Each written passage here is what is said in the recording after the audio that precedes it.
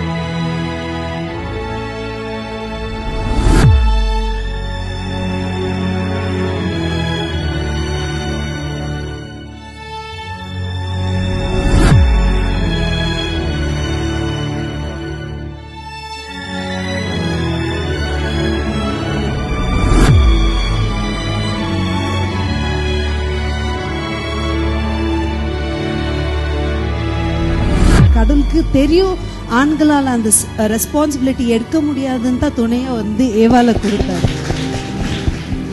பெண்கள் after marriage நல்லது ஒரு ஐடியா. அவங்களால ரெஸ்பான்சிபிலிட்டி எடுக்க முடியாது என்று தான் ஆண்டவர் ஏவாளை படைத்தார். பெண்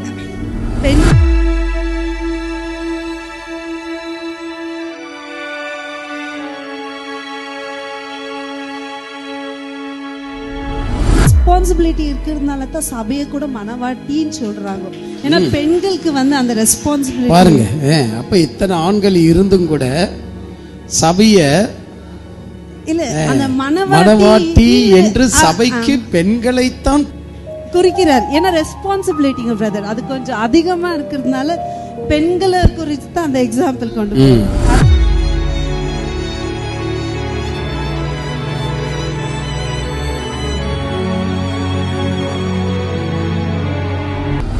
அவரை மட்டமான நிலைக்குள்ள கொண்டு வந்தது உன் மட்டமான பேச்சுகள் என்பது எந்த அளவுக்கு நீங்க கண்டுபிடிச்சீங்க? ரெஸ்பான்சிபிலிட்டி என்பது நான் உண்மையா சொல்றேன், எவன் ஒருவன் இதுதான் கீழ்த்தரம் என்று நினைச்சு அந்த கீழ்த்தரமான காரியங்களை விட்டு விடுகிறானோ அவன் ரெஸ்பான்சிபிலிட்டி கையில எடுத்துக்கிட்டான் அர்த்தம். அவன் எடுத்துக்கிட்டான். தயவு செய்து கீழ்த்தரமான பேச்சுகளை விட்டுடுங்க. பிளெஸிங்கான ஒரு வார்த்தைகள் நம்மளுக்கு ஸ்பிளிட் பண்ணி it took us in 3 different stages. அந்த ஸ்டேஜஸ் மூலமாக நமக்கு கர்த்தர் எவ்வளோ அற்புதமான இந்த வார்த்தைகள் நமக்கு இந்த நேரத்துல தக்க நேரத்துல அந்த தக்கமுள்ள வார்த்தைகள் வந்தா நம்மளோட வாழ்க்கை எவ்வளோ யூஸ்ஃபுல்லாக இருக்கும் என்று நமக்கு எல்லாருக்குமே அது ரொம்ப யூஸ்ஃபுல்லாக இருந்தது என்று நான் நம்புகிறேன்.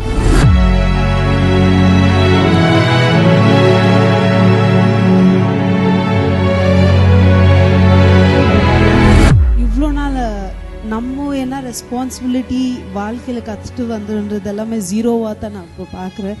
ஏன்னா என்னோட கண்ணோட்டம் ரெஸ்பான்சிபிலிட்டின்னா ஒரு வேலை மற்ற பொறுப்பெடுக்கிறது தான் நான் ரெஸ்பான்சிபிலிட்டின்னு நினச்சிட்டு இவ்வளோ வருஷம் இது வரைக்கும் பழகிட்டு வந்தேன். ஆனால் இப்படி ஒரு வார்த்தையை கேட்டது எனக்கு என்னோட வாழ்க்கையில் மிகப்பெரிய ஒரு பாடமாக இருக்குது. ஏன்னா உலகத்துலேயே இந்த மாதிரி ஒரு அறிகுறியை வந்து யாருமே சொல்ல மாட்டாங்க. ஃபார் எக்ஸாம்பிள் பேரண்ட்ஸ் கூட ஆக்சுவலி சில வகையில சில்ட்ரன்ஸ்க்கு சொல்லி கொடுக்காத ஒரு அறிகுறி, இப்படி ஒரு அறிகுறி இருந்திருந்தேன்னா நான் ஆரம்பத்திலேயே சொன்னேன், நான் ஏன் மேல நிக்கிறேன்னா உங்களையும் உங்க குடும்பத்தையும் மேல கொண்டு வரதான் நான் மேல நிக்கிறேன். இப்படி ஒரு அறிகுறி கிடைக்கிறதுனால எந்த ஒரு குடும்பத்திலயும் வந்து அவங்களோட ரெஸ்பான்சிபிலிட்டி என்னன்னு புரிஞ்சிக்க தக்கதான் எல்லாரும் மாறுவாங்கன்னு நான் நினைக்கிறேன். எந்த குடும்பத்திலயும் பிரச்சனை வராது. இப்படி பிரதர் வந்து நம்மள வந்து சத்தியத்துல மட்டும் இல்லாம நம்மளையும் ஒரு ஆண் மகன்தான் இவைகளை பொறுப்பாளியாக ஒரு குடும்பத்தை பொறுப்பெடுக்கிறாரா, அல்லாவிட்டால் ஒரு பெண்ணு தான் குடும்பத்தை முழு பொறுப்பெடுக்கிறாளா? ரெஸ்பான்சிபிலிட்டி யார் பக்கமா இருக்கிறது அப்படின்னு சொல்லி இந்த தீர்ப்பு சொல்வதற்கு முன்னாடி, ஏன்னா தீர்ப்பு சொல்லிடணும் அப்படின்னு யாராவது நினைச்சான் அப்படின்னா அவன் முட்டாளன் தான் நான் நினைக்கிறேன். ஆனா இல்ல பெண்ணா, ஆண் அதிகமாக ரெஸ்பான்சிபிலிட்டியா பெண் அதிகமாக ரெஸ்பான்சிபிலிட்டியான்னு சொன்னா தீர்ப்பு சொல்ல துணியக்கூடாது என்பதுதான் என்னுடைய வாதம். ஏன்னு சொன்னா the கேர் என்று சொல்லுகிற வார்த்தை, ரெஸ்பான்சிபிள் என்று சொல்லுகிற வார்த்தை, கவனிப்பு என்று சொல்லுகிற வார்த்தை, பராமரிப்பு என்று சொல்லுகிற வார்த்தைக்கு தீர்ப்பிடக்கூடாது எவனும். அப்படி தீர்ப்பிட்டால் தீர்ப்பை இடுகிறவன் தவறு செய்கிறான் என்கிறது என்னுடைய கருத்து. ஏன் சொன்னால் இது ஒரு பிரபஞ்சம்.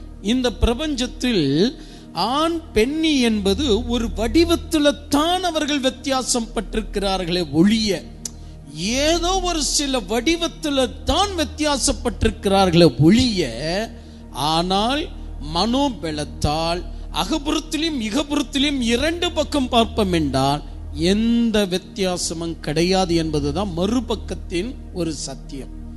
ஏதோ ஒரு வகையில் ஒரு உதாரணமாக ஒரு ஆண் மகனுடைய குடும்பத்தினுடைய வீராப்பை கவனித்தால் கண்டிப்புள்ளவன் என்கிறது வரலாம்.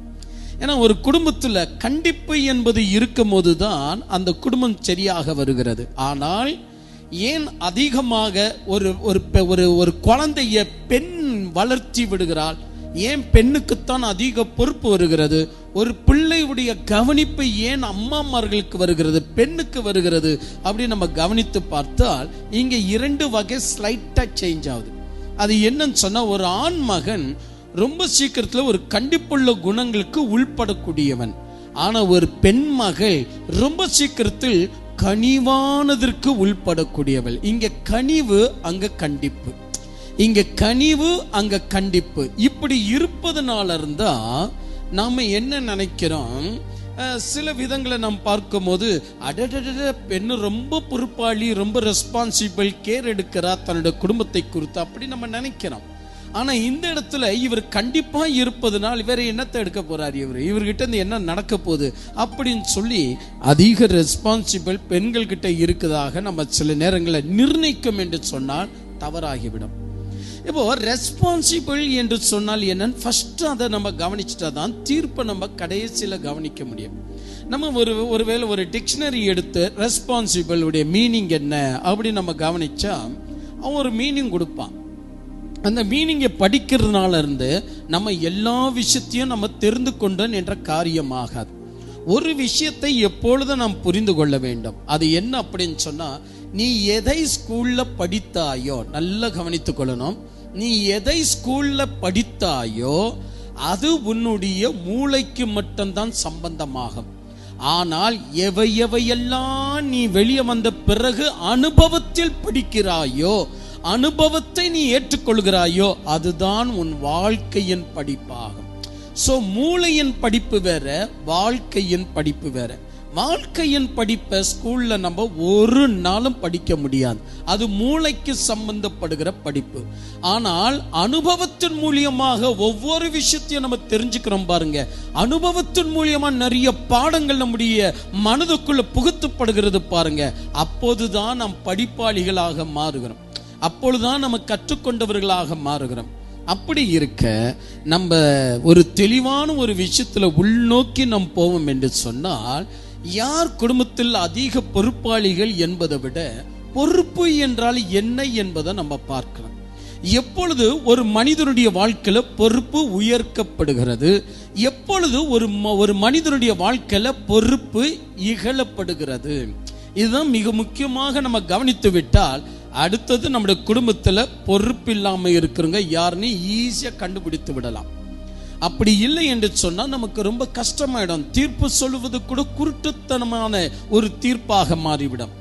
ஒரு உதாரணமாக, உங்களை எல்லோரையும் நான் நடத்துகிறவன் என்று எனக்கு ஒரு பெயர் இருந்தாலும் நான் ஒரு ஆண் மகனாய் இருப்பதனால் பெண்கள் தான் அதிக பொறுப்பாளிகள் என்று சொல்லுவதனால் என்னையும் சேர்த்து நான் பொறுப்பற்றவன் என்று சொல்லுவதை போல மாறிடும்.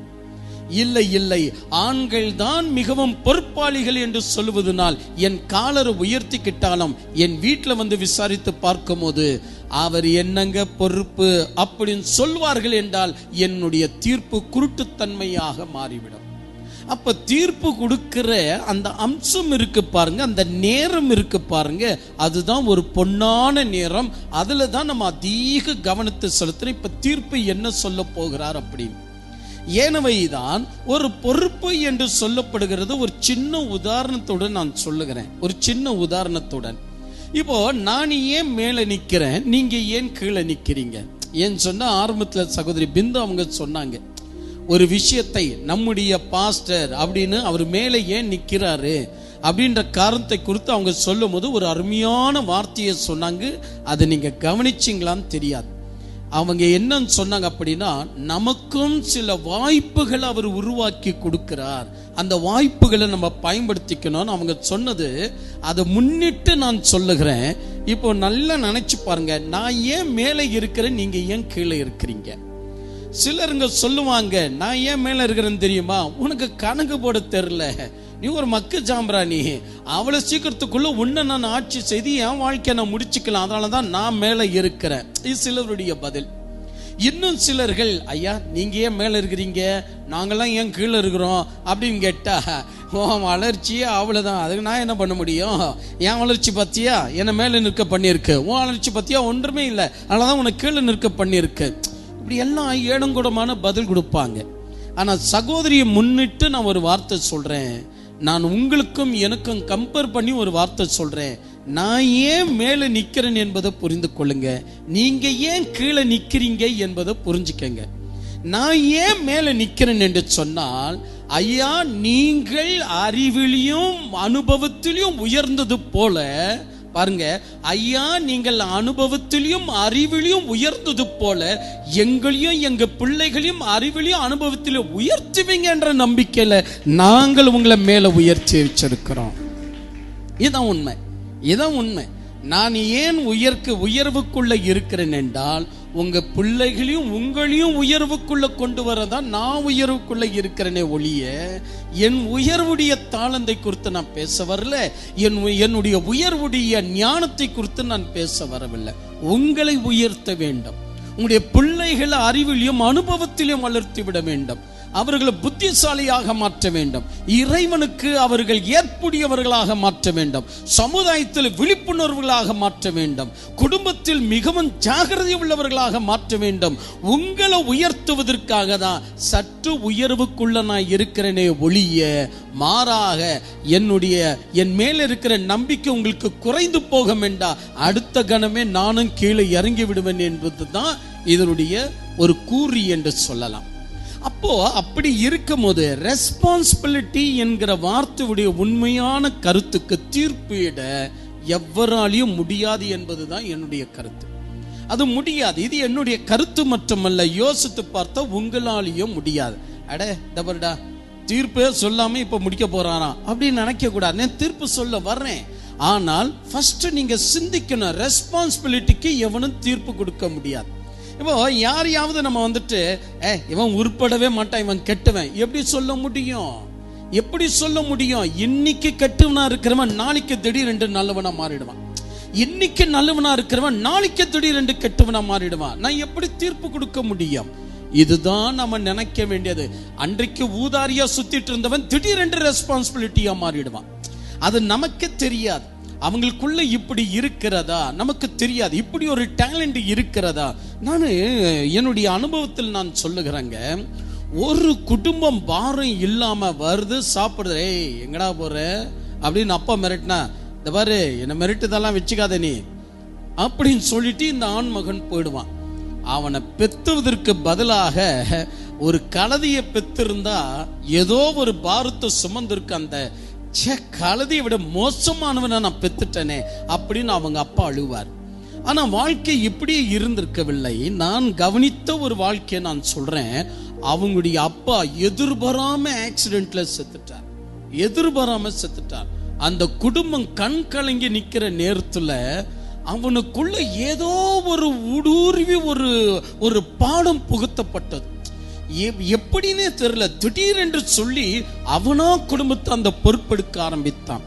தன்னுடைய தங்கையர்களை அதை பாதியில் நிற்பாட்டி இருந்த படிப்பை கண்டினியூ பண்ண வைத்தான்.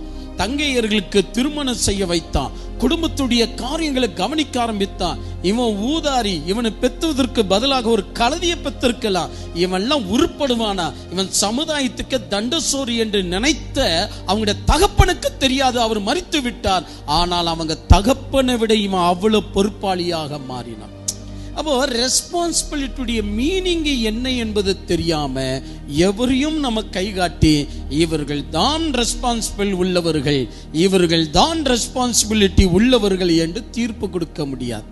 முதலாவதாக ரெஸ்பான்சிபிளுடைய மீனிங் என்ன அப்படின்னு நம்ம புரிஞ்சுக்கணும். அப்ப இந்த ரெஸ்பான்சிபிளுடைய மீனிங்கை நம்ம புரிஞ்சுக்கணும் அப்படின்னா எவருக்கு நம்ம தீர்ப்பிட முடியும்? ஒரு கெட்டவனுக்கு தீர்ப்பிட முடியுமா? நீ கெட்டவன் தான், அவ்வளவுதான், நீ இப்படி வா, நீ ரொம்ப நல்லவன், வா வா இப்படி வா, நீ ரொம்ப பொறுப்பாளி, நீ இப்படி வா, நீ பொறுப்பே இல்லை, நீ இப்படி வா, எப்படி சொல்ல முடியும்? நாளைக்கு அவன் நல்லவனா மாறிடுவான், நாளைக்கு இவன் கெட்டவனா மாறிடுவான். எவனை நல்லவன் என்று நினைக்கிறோமோ வித்தின் செகண்ட்ல அவன் கெட்டவனா மாறதுக்கு சான்ஸ். எவனை நம்ம கெட்டவன் நினைச்சோமோ வித்தின் செகண்ட்ல அவன் நல்லவனா மாறதுக்கு சான்ஸ்.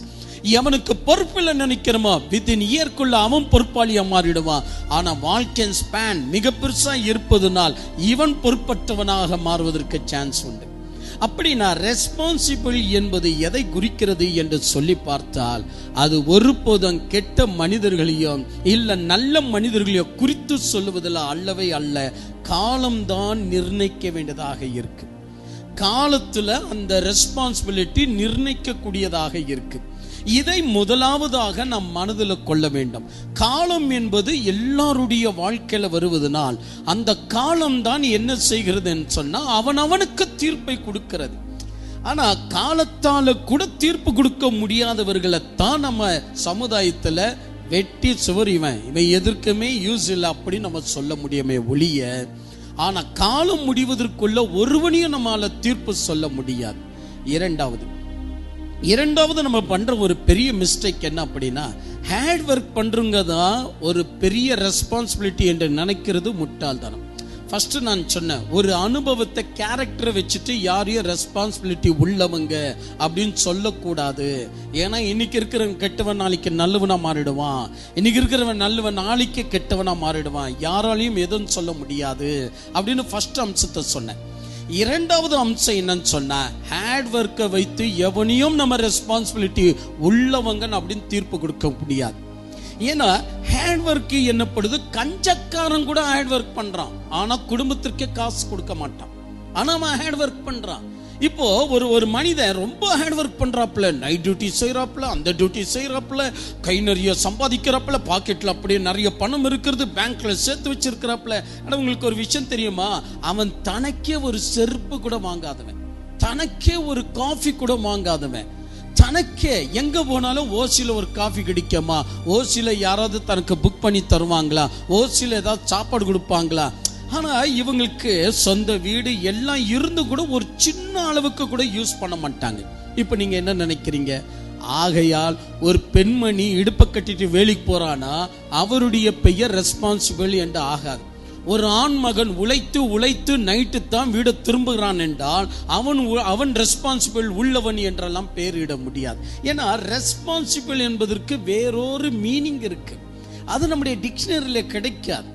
நான் ஆரம்பத்தில் ஒரு விஷயம் சொன்னேன் பாருங்க, எவையெல்லாம் நீங்க ஸ்கூல்ல காலேஜ்ல படித்தீர்களோ அது உங்க மூளைக்கு சம்பந்தப்பட்டது, ஆனா அது உங்க வாழ்க்கைக்கு சம்பந்தப்படாது.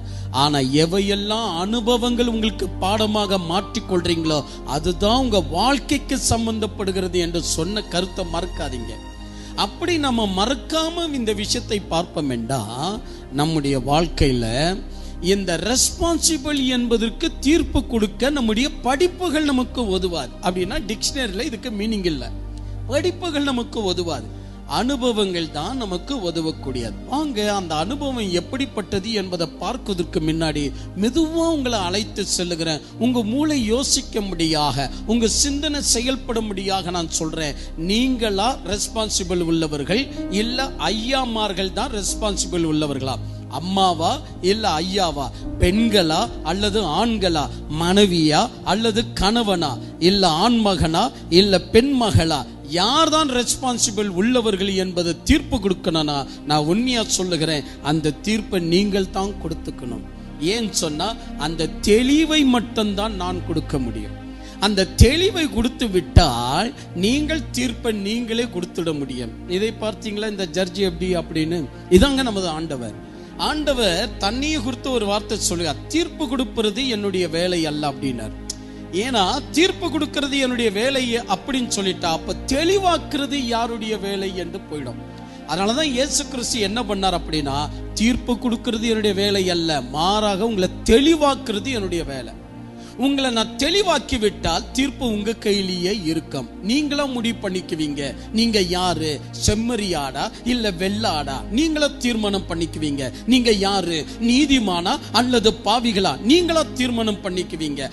என்னுடைய வேலை தெளிவாக்குற வேலையை ஒழிய தீர்ப்பு கொடுக்கிற வேலை அல்ல என்று அருள்நாதர் இயேசு கிறிஸ்து சொன்ன அடிப்படையின் சத்தியத்தை நாம் பார்ப்போம் என்றா, ரெஸ்பான்சிபிளுக்கு கூட ஏதோ ஒரு வகையில் எங்கேயோ ஒளிந்திருக்கக்கூடிய ஒரு மர்மம் இருக்கு அப்படின்னு தெரிகிறது. அதனால அன்பு தேவ பிள்ளைங்க, நம்முடைய குடும்பத்துல அதிக ரெஸ்பான்சிபிள் நான் தான் என்று நீங்க நினைக்கிறீங்களா? அது கொஞ்ச நேரம் அப்படியே வச்சுக்கோங்க. என்னுடைய குடும்பத்துல நான் தான் அதிக ரெஸ்பான்சிபிள் அப்படின்னு நீங்க நினைக்கிறீங்களா? கொஞ்ச நேரம் அப்படியே வச்சுக்கோங்க. இந்த முழு செய்தியை பொறுமையா நீங்கள் கேட்டு வருவீங்கன்னா, யார் இதுல அதிக ரெஸ்பான்சிபிள் என்பது நீங்களா கை காட்டுவது தான் இது உண்மையிலேயே நல்லதொரு தீர்ப்பு என்று சொல்லலாம். எப்படின்னு சொன்னா, என் அன்பு தேவ பிள்ளைகளை, அதாவது ஒரு தனிப்பட்ட ஒரு நபரும் தீர்ப்பு அளிக்கிறத ஒழிய பிரஜைகள் தீர்ப்பளிக்கிறது தான் இறுதி தீர்ப்பு என்பது ஆதி காலத்திலிருந்து வந்த ஒரு பொன்மொழி. சரி, அடுத்தது நான் சொல்ல வந்த ஹார்ட் ஒர்க்கை நம்பிட்டு எவனையும் ரெஸ்பான்சிபிலிட்டி என்று சொல்லாதீங்க. ஹார்ட் ஒர்க் என்பது எல்லோரும் செய்கிறார்கள். உதாரணமாக கஞ்சன் செய்கிறான் ஹார்ட் ஒர்க். உதாரணமாக தற்பெருமை உள்ளவன் ஹார்ட் ஒர்க் பண்றான், அவன் தற்பெருமை உள்ளவன். இப்போ கஞ்சன் என்று சொன்ன, இந்த கஞ்சன் என்று சொன்னால் என்ன சொல்லலாம்? இந்த கஞ்சன் என்று சொல்லுகிற இந்த வார்த்தை வந்துட்டு ஒரு முறை ஒரு உலக ஞானி இப்படி சொன்னார். அவர் என்ன சொல்றார் அப்படின்னா, சோம்பேறியை விட கஞ்சன்தான் உண்மையிலேயே உயர்ந்தவன் அப்படின்னு சொன்னார். சோம்பேறியை விட கஞ்சன்தான் உயர்ந்தவன். ஏன்னு சொன்னா, சோம்பேறி சாகும் போது ஒன்றுமே இல்லாம செத்து போயிடுவான். ஆனா இந்த கஞ்சன் சாகும் போது இதை வரைக்கும் சம்பாதித்ததை வச்சுட்டு போயிடுவான். அப்ப யாரு மேன்மை உள்ளவங்கன்னு அந்த ஞானி கேட்கிறார். அதுதான் நானும் சொல்றேன். அப்ப நம்முடைய வாழ்க்கையில ஒரு கஞ்சன் ஓடி ஓடி உழைக்கிறான் என்று சொன்னால், சில கஞ்சர்களை நான் பார்த்திருக்கிறேன். ஒன்றுக்கும் உதவ மாட்டார்கள், தன் குடும்பத்துக்கே உதவ மாட்டார்கள், ஆனா ஓடி ஓடி உழைப்பார்கள். அப்ப அவனை ரெஸ்பான்சிபிள் என்று தீர்ப்பு கொடுத்துட முடியுமா? Second point. இரண்டாவது என்னன்னு சொன்னா, சிலர்களுடைய ரெஸ்பான்சிபிலிட்டியை பார்க்கும்போது ஹார்ட் ஒர்க்கை பார்த்து நம்ம தீர்ப்பு கொடுக்க கூடாது. ஏன்னா தற்பெருமைக்காரங்க கூட ஹார்ட் ஒர்க் பண்றவங்க தான். ஆனா அவங்க தற்பெருமைக்காரங்க. மனைவிக்கு ஒரு வருஷத்துக்கு 2 முறை தான் ட்ரெஸ் வாங்கி கொடுப்பாங்க. ஆனா இவரை கவனிச்சு பார்த்தா, எனக்கு அங்க ஃபங்க்ஷனு, எனக்கு இங்க ஃபங்க்ஷனு, மாதம் மாதம் ஒரு ட்ரெஸ்ஸை வாங்கிட்டு இருப்பார்.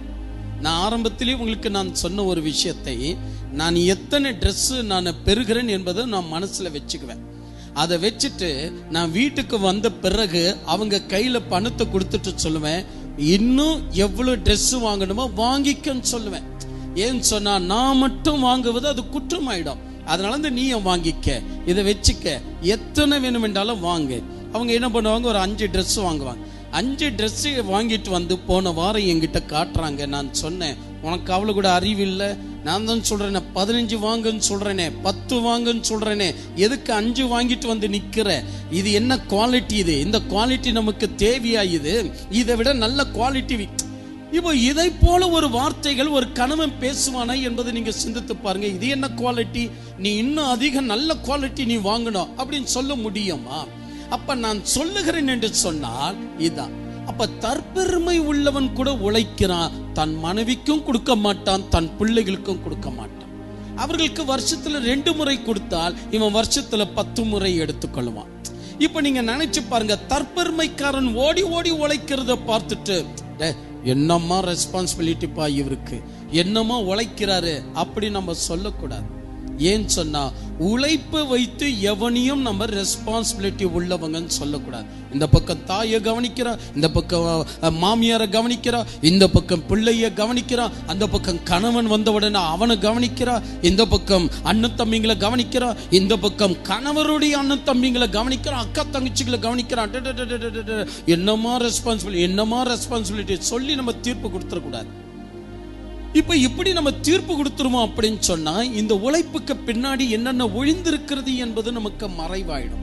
இந்த உழைப்புக்கு பின்னாடி என்னென்ன மர்மங்கள் இருக்கிறது என்பது நமக்கு மறைவாயிடும். ஏனவைதான் தற்பெருமைக்காக உழைக்கிறவர்களை நம்ம கண்டுபிடிக்கலை என்றால் ரெஸ்பான்சிபிலிட்டியுடைய பூமாலியை ஒருவருக்கு நம்ம கொடுத்துட முடியாது. இனி அடுத்தது என்ன அப்படின்னு சொன்னா இன்னொரு விஷயத்தை கூட நம்ம புரிஞ்சுக்கணும். அது என்ன அப்படின்னு சொன்னா அடுத்தது ஒரு தீவிரவாதிகளை நீங்க எடுத்துக்கங்க.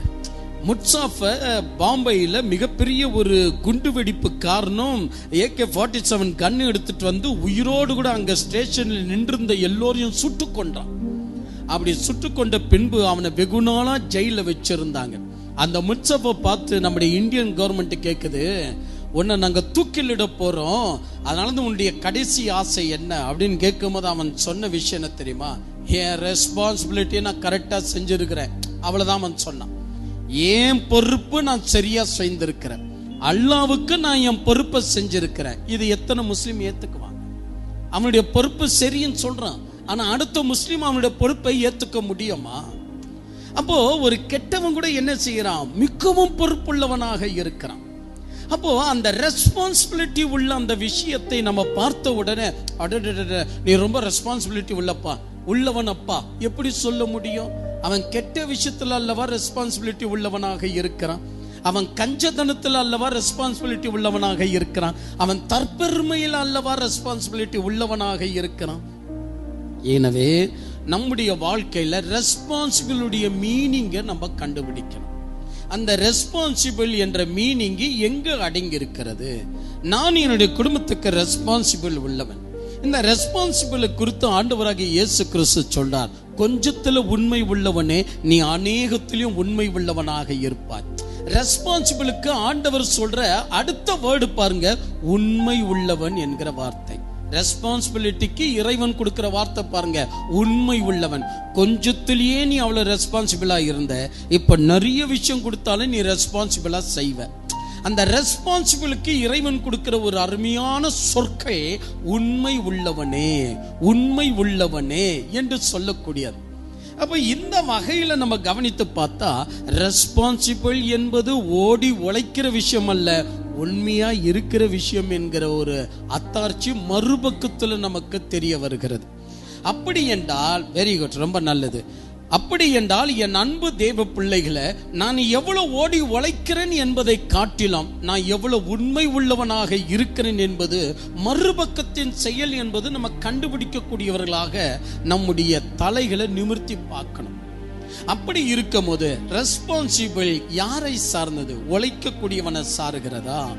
அல்லாவிட்டால் ரெஸ்பான்சிபிள் எனப்படுவது உண்மையாகவே யாரை சாரக்கூடியதாக இருக்கிறது? ஹார்ட்வொர்க் பண்ணக்கூடியவனையா, அல்லாவிட்டால் இத்தனை பொறுப்புகளை உடையவனாக இருக்கிற என்று சொல்லக்கூடியவனையா, யாரை குறித்து நம்ம சொல்லலாம்? அப்படி நம்ம கொஞ்சம் நம்ம நினைத்து பார்க்கணும். அப்படி நாம் நினைத்து பார்க்கும் போதுதான் ரெஸ்பான்சிபிள் யார் அண்டையில இருக்கு, யார் தான் இந்த ரெஸ்பான்சிபிளை செய்து வருகிறார்கள் என்பதை தெளிவுடன் உள்ள ஊடுருவி பாய்ந்து பார்க்க முடியும். என் அன்பு தெய்வ பிள்ளைகளை, ஒரு எம்எல்ஏவை நம்ம பார்க்கிறோம், ஒரு எம்பியை பார்க்கிறோம், ஒரு அரசியல்வாதிகளை நம்ம பார்க்கிறோம். இடவிடாமல் அங்க உழைக்கிறார்கள், இங்க உழைக்கிறார்கள், அங்க போய் பேசுகிறார்கள், இங்க போய் பேசுகிறார்கள், இடவிடாமல் செய்கிறார்கள். ஆனால் அவருடைய பேங்க் அக்கௌண்ட்டை இந்தியன் கவர்மெண்ட் கணக்கிட்டு சொல்லுது, 5 வருஷத்துக்கு முன்னாடி எலெக்ஷன்ல அவன் கொஞ்சமா முன்ன வரும்போது அவன்கிட்ட இருந்த டெபாசிட், அவங்கிட்ட இருந்த எலெக்ஷன் டெபாசிட்டை நான் பேசல, அது விடுங்க, அது வேற விஷயம். பேங்க் டெபாசிட்டை குறித்து, அவனுடைய டெபாசிட்டை குறித்து சொல்லுது வெறும் 50 லட்சம். 50 லட்சம் டெபாசிட் வைத்துக் கொண்டிருந்த இந்த மனிதன் 5 வருஷத்தினுடைய ஆட்சி முடிகிறது. அங்க ஓடுறான், இங்க ஓடுறான், அங்க உழைக்கிறான், இங்க உழைக்கிறான். எப்படியெல்லாம் உழைச்சாம் பாருங்க இந்த அரசியல்வாதி, எப்படியெல்லாம் நம்முடைய தலைவர் உறங்காமல் உழைக்கிறார் பாருங்க என்று சொல்லி அந்த உழைப்புக்கு பின்னாடி அந்த பேங்க் அக்கௌண்ட்டை நம்ம போய் பார்த்தா, இவன் இடைவிடாமல் உழைச்சது ஜனங்களுடைய முன்னேற்றத்திற்காக அல்ல, மாறாக இவனுடைய சுய நிதிக்காக. இப்பொழுது கவர்மெண்ட் அவனை செக் பண்ணி பார்க்கும்போது, உனக்கு நாங்க தருகிற சம்பாதனை வெறும் 1.5 லட்சம் பாருங்க. உன்னுடைய அதிகாரத்துக்கு நாங்க மாதம் மாதம் கொடுக்கிறது 1.5 லட்சம். பெட்ரோல் சார்ஜ் எங்களுடையது, அரியசி எங்களுடையது. கூட்டி கழிச்சு பார்த்தால் இந்த 5 வருஷத்துக்கு இவன் சேர்த்தது 20 கோடி. இது எப்படியானது? 50 லட்சத்துல இருந்த இவனுக்கு மாதம் 1.5 லட்சம் சம்பாதனை, குடும்பத்துடைய செலவுகள் எல்லாம் போக வருது பார்த்து, பின்பு இவனுடைய அக்கௌண்ட்டை பார்க்கும்போது 20 கோடி சேர்ந்திருக்கிறது. இது வெறும் பேங்க் அக்கௌண்ட் மட்டும்தான். எத்தனை நிலங்களை வாங்கினான், எத்தனை தோட்டங்களை வாங்கி இருக்கிறான், எத்தனை கன்ஸ்ட்ரக்ஷன் பில்டிங்ல வாங்கி இருக்கிறான் என்று பார்த்தால் அது ஏறக்குறைய 40 கோடிக்கு மேல உயர்த்தப்படுகிறது. அப்ப அவனுடைய உழைப்பு என்ன காட்டுகிறது? அவன் ரெஸ்பான்சிபிலிட்டி உள்ளவன் என்று. ஆனா உண்மையில ஊடுருவி போய் உள்ளே பார்த்தால் அவன் ரெஸ்பான்சிபிலிட்டி உள்ளவன் அல்ல. ஏன்னா தான் இறங்குவதற்குள் இத்தனை கோடிகளை சுருட்டி கொள்ள வேண்டும் என்ற காரணத்துக்காக, தன் கௌரவத்தை தக்க வைத்துக் கொள்ளும் என்ற காரணத்துக்காக, தன் ஸ்தானத்தை தக்க வைத்துக் கொள்ளும் என்ற காரணத்துக்காக அவனுடைய உழைப்பு ரெஸ்பான்சிபிலிட்டியை காட்டாது. ஷாருக் கானுடைய மகன் ஒரு போதைப் பொருளை உட்கொண்டு அவன் மிகப்பெரிய தவறு செய்தா, நீங்க எல்லாருமே பேப்பர்ல பார்த்தீங்க. அது முடிந்த உடனே ஜட்ஜ் அவனை கேட்ச் பண்ணிட்டாங்க, போலீஸார்கள் அவனை அரெஸ்ட் பண்ணிட்டாங்க. சரி, அவனை கொண்டு போய் சீட்ல நிக்க வச்சுட்டாங்க. குற்றவாளி கூண்டுக்குள்ள இருந்து அவனை விசாரிக்கிறாங்க. இந்த தவறு நீதான் செய்தது என்று எல்லாம் ப்ரூஃப் எங்க கிட்ட இருக்கு, என்ன சொல்ற அப்படின்னு. அது ஷாருக் கானை கேட்டாங்க, உன் மகன் இப்படி செஞ்சிருக்கிறான், நீ என்ன சொல்ற? அவர் சொன்னார், நான் ஒத்துக்கிறேன், என் மகன் அதை செய்தான் என்று நான் ஒத்துக்கிறேன். அவன் அப்படிதான். இப்ப என்ன குற்றம், நீங்க என்ன சிச்சை என்பதை நீங்க சொல்லுங்க போதும் ஜட்ஜ் ஐயா. அவன் ஷாருக் கான் தான் சொன்னதா? அவன் ஒரு பெரிய மனிதன், அவனுக்கு ஏகப்பட்ட கோடிக்கணக்கான சொத்துகள் துபாயில உண்டு, அது வேற விஷயம். இப்போ ஷாருக் கான் சொல்லுகிற விஷயத்தை பாருங்க, அதெல்லாம் தீர்ப்பெல்லாம் முடிந்தது. ஷாருக் கான் சொல்லுகிறா, இந்தியா தேசத்துல உன்னுடைய பேர் ரொம்ப டேமேஜ் ஆயிடுச்சு, அதனால அந்த பெயரை நீ எப்படியாவது நீ கவர் பண்ணணும், என்னை போல நீ முன்னுக்கு வரணும். அந்த காலத்துல நான் ஏதோ குடும்ப கட்டுப்பாடு அது இதுன்னு நான் ரொம்ப பிஸியாக இருந்துட்டேன். ஆனா நீ நல்லா என்ஜாய் பண்ணணும். ஆனா நான் ஒரு விஷயம் சொல்லுகிறேன், உன் பேர் கெட்டு போயிருக்கிற, அதனால நீ எப்படியாவது அதை சரி பண்ணா. ஐயா, அடுத்த வாரம் பேப்பர்ல எப்படி வருது, ஷாருக் கானுடைய மகன் இப்பொழுது தான தர்மங்களை செய்கிறான்.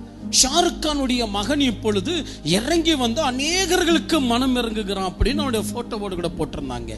எத்தனை கோடி செலவழிச்சானா? 3 கோடி செலவழிச்சு அன்னதானம் பண்ணியிருக்கிறான். 3 கோடிக்கு ஏழைகளுக்கு கொடுத்திருக்கிறான்.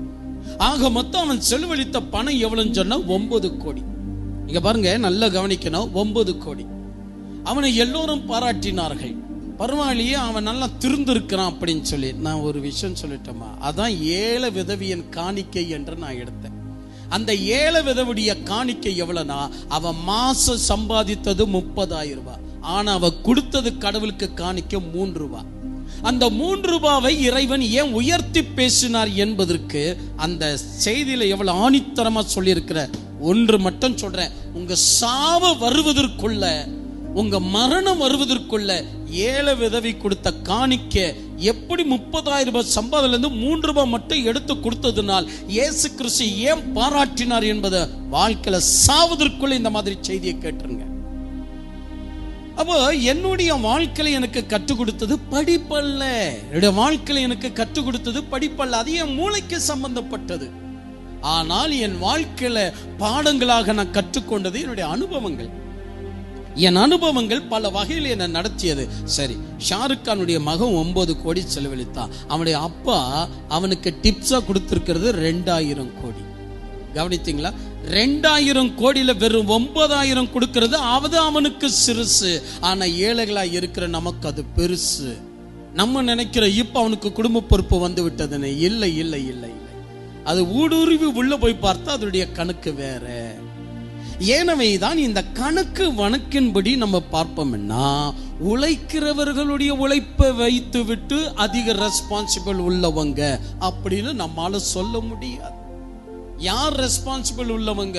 ஐயோ அந்த அம்மா காலையிலேருந்து வீடு பெருக்கின்னு கிடக்குது, ஐயோ அந்த அம்மா காலையிலேருந்து தண்ணியும் சம்பந்தம் கிடக்குது, ஐயோ அந்த அம்மா காலையிலேருந்து வேலைக்கு போயிட்டு இப்போ வந்து வீட்டு வேலை கவனிக்குது, ஐயோ அந்த ஐயா பாவம் நெஞ்சு வலிக்க சைக்கிள் ஓட்டிட்டு போனார், இப்போ வந்து தண்ணியை நிரப்பிட்டு இருக்கிறாரு, குடங்குடமா நிரப்பிட்டு இருக்கிறாரு. யார் ரெஸ்பான்சிபிள் உள்ளவங்க? இந்த உழைக்கிறவனை கண்டு நீ தீர்ப்பு கொடுக்கிற. உழைக்கிறவனை கண்டு என்னைக்கும் தீர்ப்பு கொடுக்க கூடாது. ஏன்னா ரெஸ்பான்சிபிள் என்பதற்கு அநேக வார்த்தைகள் அதற்குள்ள இருக்கிறது. உதாரணமாக இயேசு கிறிஸ்து ஒரு வார்த்தை சொல்லுகிறார், கொஞ்சத்துல உண்மை உள்ளவனாய் இருந்தவனே. அப்ப அந்த உண்மை என்பது ஒரு ரெஸ்பான்சிபிளை குறிக்கிறது. இப்போ அடுத்தது, நம்ம ஏன் ரெஸ்பான்சிபிள் இருந்து வெளியே போகிறோம் என்பதற்கு சில உதாரணங்களை கொடுக்கிறேன். அதை வைத்துக்கொண்டு நீங்கள் பரிசீலித்து பார்க்கணும். நம்முடைய ரெஸ்பான்சிபிள் இருந்து நம்ம ஏன் வெளியேற்றப்படுகிறோம், ஏன் நம்முடைய ரெஸ்பான்சிபிள் வேறு எங்கேயோ போய் விடுகிறது அப்படி நம்ம கவனித்து பார்த்தா, இங்க நடக்கிற சில அட்டு வழிகளை நம்ம கொஞ்சம் கவனித்து பார்க்கணும். அது என்ன அட்டு வழிகள் அப்படின்னா, என் அன்பு தெய்வ பிள்ளைகளே, ஃபர்ஸ்ட், ஏன் இன்னைக்கு குடும்பத்தில் சிலருக்கு ரெஸ்பான்சிபிளே இல்லை, உனக்கு நீ சரியில்லை அப்படின்னு சொல்ல காரணம் என்ன அப்படின்னா, நான் சொல்லிட்டேன் இல்லையா, தீர்ப்பு கொடுக்க முடியாது, ஆனால் விஷயம் சொல்லுகிறேன், கேட்டுவிட்டு நீங்கள் தீர்ப்பு கொடுத்துருங்க. அப்படி என்றால் என் அன்பு தெய்வ பிள்ளைகளை, ரெஸ்பான்சிபிள் எப்பொழுது ஒரு மனிதனுடைய வாழ்க்கையில குறைந்து போகிறது என்பதை கண்டுபிடிங்க. நான் ஃபர்ஸ்ட் சொன்னேன், ரெஸ்பான்சிபிள் எது இல்லைன்னு சொன்னேன். ஹார்ட் ஒர்க் என்னைக்குமே ரெஸ்பான்சிபிள் அல்ல. எம்மணியவன் செய்கிறான், கிரிமினல் மைண்ட் உள்ளவனும் செய்கிறான், கஞ்சனும் செய்கிறான், தற்பெருமை உள்ளவனும் செய்கிறான், நல்லவனும் செய்கிறான், இல்லைன்னு சொல்லல, நல்லவனும் செய்கிறான். அதனால எல்லாரையும் நம்ம சொல்லிட முடியாது இவன் ரெஸ்பான்சிபிள் உள்ளவன், நிறைய வேலை செய்கிறான் அப்படின்னு. அடுத்தது இப்ப நான் சொல்றத ரொம்ப அருமையா கவனிக்கணும். ரெஸ்பான்சிபிள் எப்பொழுதும் உங்களுடைய வாழ்க்கையை விட்டு வெளியே போகிறது என்பதை கண்டுபிடிங்க. ஃபர்ஸ்ட் ரெஸ்பான்சிபிள் என்று சொன்னால், நான் ஆரம்பத்தில் சொன்ன விஷயத்தை நீங்க நினைப்படுத்திக்கங்க. இவன் கெட்டவன் என்று என்னைக்கும் முடிவு பண்ணிட முடியாது. நாளைக்கு அவன் நல்லவனாவதற்கு சான்ஸ் இருக்கு. இவன் ரொம்ப நல்லவன், இவன் தான் உருப்படுவான் அப்படின்னு சொல்ல முடியாது. நாளைக்கு அவன் கெட்டவனாவதற்கு நிறைய சான்ஸ் இருக்கு. அப்ப யாரு என்ன சொல்ல முடியும்? அவளை இயேசு கிறிஸ்துவோடு கூட ஒட்டிக்கிட்டு இருந்த யூதாஸ் இஸ்காரியோத்து நொடி பொழுதுல கெட்டவனா மாறினான். ஆனால் வாழ்க்கை ஃபுல்லா கெட்டவனாய் இருந்த அந்த இடது பக்கத்துடைய கள்ளன் நொடி பொழுதுல நல்லவனாக மாறிவிட்டான். யார நம்மால சொல்ல முடியும் இவன் தான் கெட்டவன், இவன் தான் நல்லவன்? யாரால சொல்ல முடியும்? யாராலையும் சொல்ல முடியாது. அதனால இதை வைத்து நீங்கள் தீர்ப்பு கொடுக்காதீங்க என்று சொல்லி, இப்போ ரெஸ்பான்சிபிள் இல்லாதவங்களை ஃபர்ஸ்ட் நம்ம கண்டுபிடிக்கணும்.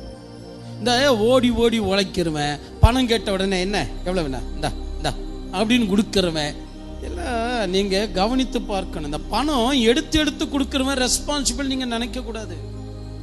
இப்போ என் வாழ்க்கையில நீங்க பார்ப்பீங்கன்னா, எப்படிங்க என் வாழ்க்கையில என் குடும்பத்துக்கு மட்டும் நான் எப்படிங்க இது என்ன கொடுக்க முடியும்? நான் யாரை கண்டாலும் கொடுக்கிறேன். அவங்களுடைய வாழ்க்கையுடைய சின்ன விஷயம் கேள்விப்பட்டிருந்தப்பா வச்சுக்கப்பா. முக்கியமாக என் வீட்டில் 2 பெண் பிள்ளைகள் இருப்பதனால் பெண்மார்களை கண்டால் உடனே எந்தாங்க வச்சுக்கங்க. இப்படி என்னுடைய வாழ்க்கையில நான் கொடுத்து கொண்டே இருக்கிறேன். எவர்கிட்டயும் நான் சைலண்டா இருக்கிறது இல்லை. யாராவது வேலை செஞ்சா இதை வச்சுக்கங்க, உங்களுக்கு யூஸா வச்சுக்கங்க, எப்படி சொல்றீங்க வச்சுக்கங்க அப்படின்னு சொல்றேன்.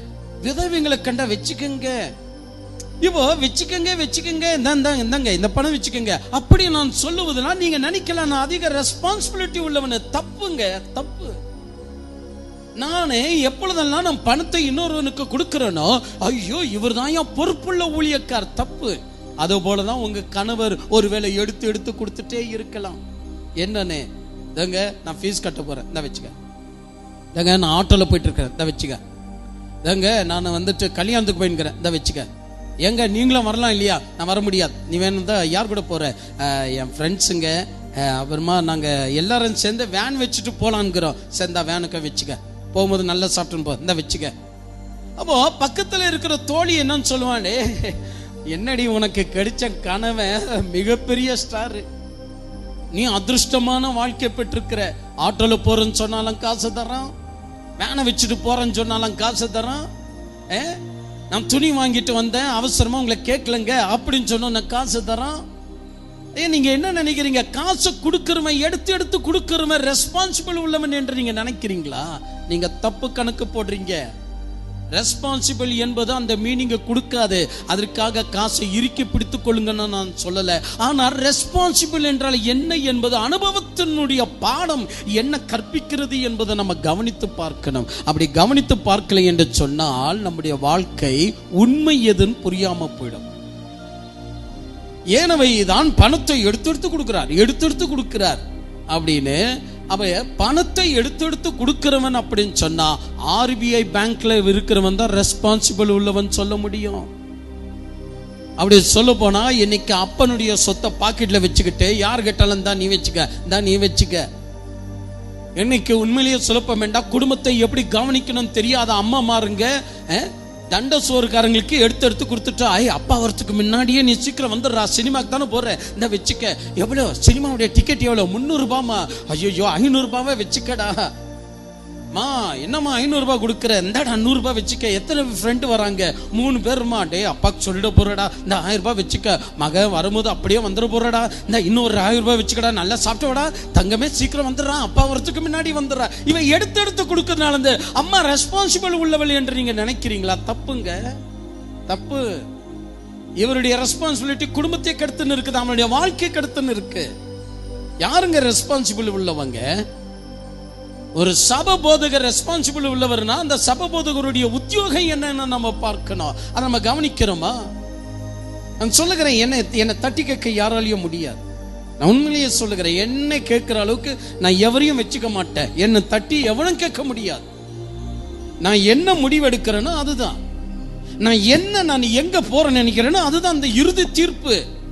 ஆனால் அப்படிப்பட்ட அதிகாரம் படைக்கப்பட்டவனாக இருந்தாலும் கூட என் மனசாட்சி என்ன சொல்லுகிறது என்பது கீழ்ப்பட்டு உங்களுடைய உயர்வுக்காக அரும்பாடுபடுகிறேன் என்று சொன்னா ரெஸ்பான்சிபிலிட்டிய மீனிங்க தெரிந்ததுனால தான் நான் உங்களுக்காக உழைத்துக் கொண்டிருக்கிறேன். இல்லை என்றால் என் இஷ்டப்படி நான் இருந்திருக்கலாம். தான் வாங்கிக்க, தான் எடுத்துக்க. அவங்களுக்கு ஒரு 1000 ரூபாய் கொடு, அந்த அம்மா நிற்கிறாங்க, அவங்களுக்கு ஒரு 3000 ரூபாய் கொடு. இப்ப நீங்க என்ன நினைப்பீங்க? பாஸ்டர் என்ன ரெஸ்பான்சிபிள் உள்ளவராரு? இப்படிதாங்க குடும்பத்துல நிறைய பேரு தாய்மாருங்க எடுத்து கொடுக்கறதுனால அந்த அம்மா குடும்ப பார்த்தியே சுமக்குதுன்றாங்க. இல்ல, அந்த அம்மா குடும்பத்தையே உடைச்சுங்குது. அப்படிதான் ஐயா மாருங்க.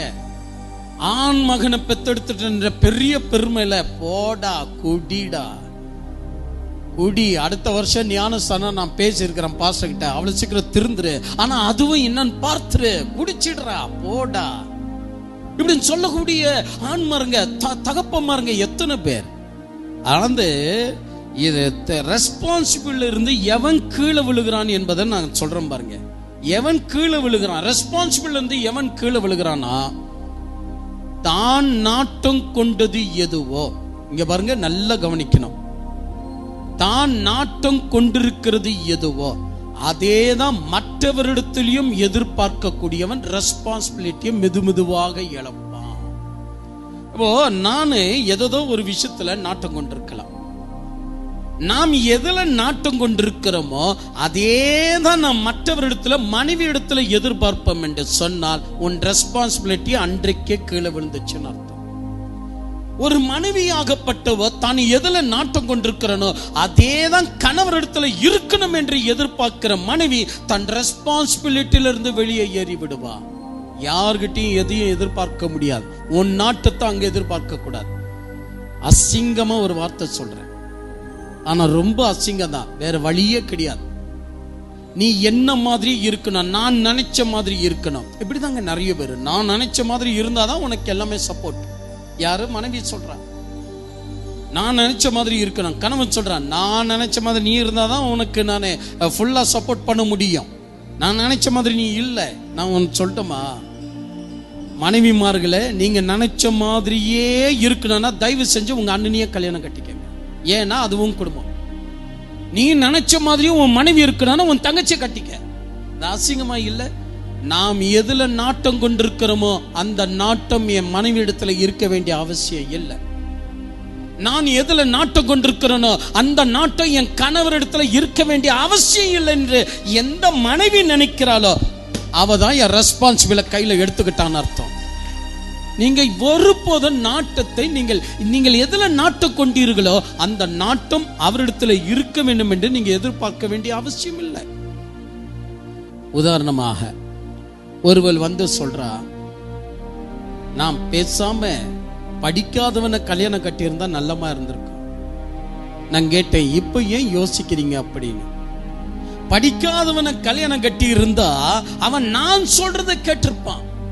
நீங்க நினைக்கிறீங்களா இது மனைவி மட்டும் தான் சொன்னார்? நீ இல்ல, கணவர் கூட என்கிட்ட பல முறை பல இடங்கள்ல சொல்லி இருக்கிறாங்க, கட்டுறதா இருந்தா படிக்காதவளை கட்டு, அவ எப்பொழுதும் நம்ம காலண்டையில இருப்பா, படிச்சவளை கட்டினா அவ போயிடுவா அப்படின்னா நாம நாட்டம் கொண்டதை இன்னொருத்தர்கிட்ட எதிர்பார்க்கிறோம். நீ எதுல நாட்டம் கொண்டிருக்கிற? உதாரணமாக நான் சொல்றேன், நாம் நாட்டாமையாக இருப்போம் என்றால் நாம் நம்முடைய நாட்டாமையை நம்முடைய மனைவி கிட்ட காட்ட முடியாது. மனைவியாகப்பட்டவள் நாட்டாமையா இருந்துகிட்டு கணவனிடத்துல காட்ட முடியாது. அப்படி காட்டினால் உங்க ரெஸ்பான்சிபிலிட்டியை நீங்க இழக்கிறீங்கன்னு அர்த்தமாகும். அப்ப நம்ம மெதுவாக அதை லூஸ் பண்ணிட்டு இருக்கிற விஷயம் தெரியலனா ரெஸ்பான்சிபிலிட்டியை டிக்ஷனரியில தான் படிக்க முடியும். ஆனா வாழ்க்கை உங்களுக்கு எந்த பாடத்தையும் கற்றுக் கொடுக்காது. வாழ்க்கை என்பது எந்த உயர்வுக்குள்ளவும் உங்களுக்கு கொண்டு போயிடாது. இப்போ என்னுடைய நாட்டம் அவங்க கிட்ட இருக்க வேண்டிய அவசியம் இல்லை. இப்போ என்னுடைய நாட்டம் என்னன்னா ரொம்ப ஸ்பீடு, ரொம்ப ஸ்பீடு. ஒரு உதாரணமாக வச்சுக்கோங்க, மனைவியாகப்பட்டவன் ஸ்பீடா இருக்கலாம், இல்ல கணவனாகப்பட்டவன் ஸ்பீடா இருக்கலாம். அப்படி நாம ஒருவர் ஸ்பீடா இருப்பது போல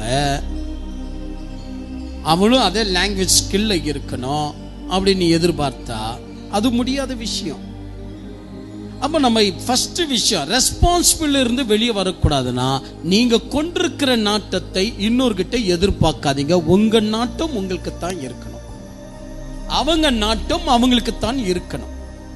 அப்ப இந்த நாட்டத்தை குறித்து நீங்கள் மனசுல வச்சுக்கிட்டா தான் நீங்க மெதுவாக முன்னோக்கி நீங்கள் போக முடியும்.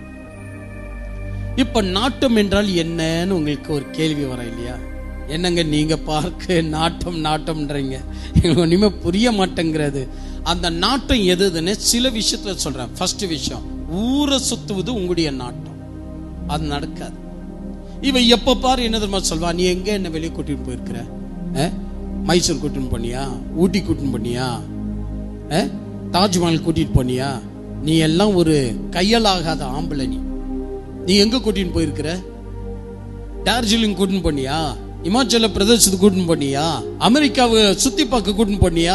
நீ எல்லாம் ஒரு கையலாகாது. உனக்கு ஒரு நாட்டம் இருக்கு, அது என்னன்னு சொன்னா அப்படி ஜோடி அப்படி கையில போட்டு அப்படி சுத்தினே இருக்கணும்னு சொல்லி. ஆனால் அவருக்கு அந்த நாட்டம் இருக்காது. அவருக்கு என்னன்னா, ஐயோ இதுல இவ்வளவு பணம் போயிடுச்சுன்னா இந்த மாதம் காலேஜுக்கு இறுதி ஃபீஸ் கட்டணும், இப்ப நான் என்ன செய்வேன்? ஒருவேளை இந்த ஆதங்கம் இவருக்கு இருக்கலாம், ஒருவேளை இந்த ஆதங்கம் இவளுக்கு இருக்கலாம். அப்ப இவளுக்கு என்ன செய்ய முடியாதுன்னா உங்க கூட சேர்ந்து டூருக்கு வர முடியாது. இவருக்கு என்னன்னா உங்க கூட சேர்ந்து டூருக்கு வர முடியாது. அவன் என்ன நினைக்கிறானா, இருக்கட்டும் அடுத்த வருஷம் பார்க்கலாம். என்னங்க நீங்க சும்மா இருக்கட்டும் சீட்டு போட்டிருந்தா இவ்வளவு நேரத்துக்கெல்லாம் பணம் வந்திருக்கும். ஒரு விஷயம் சொல்றேன், அயோக்கியருங்க தான் சீட்டை போடுறது. நான் இதை டைரக்டா சொல்றேங்க, ஆராய்ந்து பார்த்து சொல்றேங்க. அயோக்கியருங்க தான் சீட்டை போடுறது. ஏன் தெரியுமா? உனக்கு பணத்துடைய விஷயம் அருமை உன் கையில இல்ல. சீட்டை பிடிக்கிறவங்கள நான் சொல்ல மாட்டேன், சீட்டை பிடிக்கிறவங்கள நான் சொல்றேன், நீ புத்திசாலி. ஏன்னா அந்த பாவம் இருவருக்கு ஆகாதுங்க. சீட்டு போடுறவன் தான் அயோக்கியம், சீட்டு பிடிக்கிறவன் அயோக்கியம் ஆக மாட்டான். ஏன்னா அவன் புத்திசாலி, அது அவனுடைய பிசினஸ், அது அவனுடைய பிசினஸ். அவன் அதுல புத்திசாலித்தன்மையை காட்டுறான், அவன் தன்னுடைய குடும்பத்தையும் கட்டி காக்குறான். சீட்டு பிடிக்கிறவன் என்னைக்கும் நான் திட்ட முடியாது, ஆனா சீட்டை போடுற உன்னை குறித்து நான் சொல்றேன். எதுக்கு போடுற சீட்டு என்பது எதுக்கு வந்துச்சு? 1950, 56, 47, ஏன் 65 கூடங்க. ஆனா எனக்கு தெரிந்த மட்டும் சொல்றேன், 73 லாஸ்ட்ங்க சீனாவுடைய வார் நடக்கும் போதெல்லாம் ஒரு அனௌன்ஸ்மெண்ட் ரேடியோல வந்துச்சு தெரியுங்களா உங்களுக்கு? நான் எப்பொழுதுமே என்னுடைய புத்தகம் எதையுமே என்னுடைய புத்தகம் இந்த காலத்து புத்தகம் வாங்க மாட்டேன். நான் என் முடியாது. ஏன்னா என்னுடைய கூறு உங்களுக்கு தெரியும், படித்தவன் என்று யாரையும் முன்னாடி நிற்க கூடாது. இதுதான் என்னுடைய வெறிய. படித்தவன் என்று வந்தால் எனக்கு அது புரிஞ்சிக்க முடியாத கோபம்.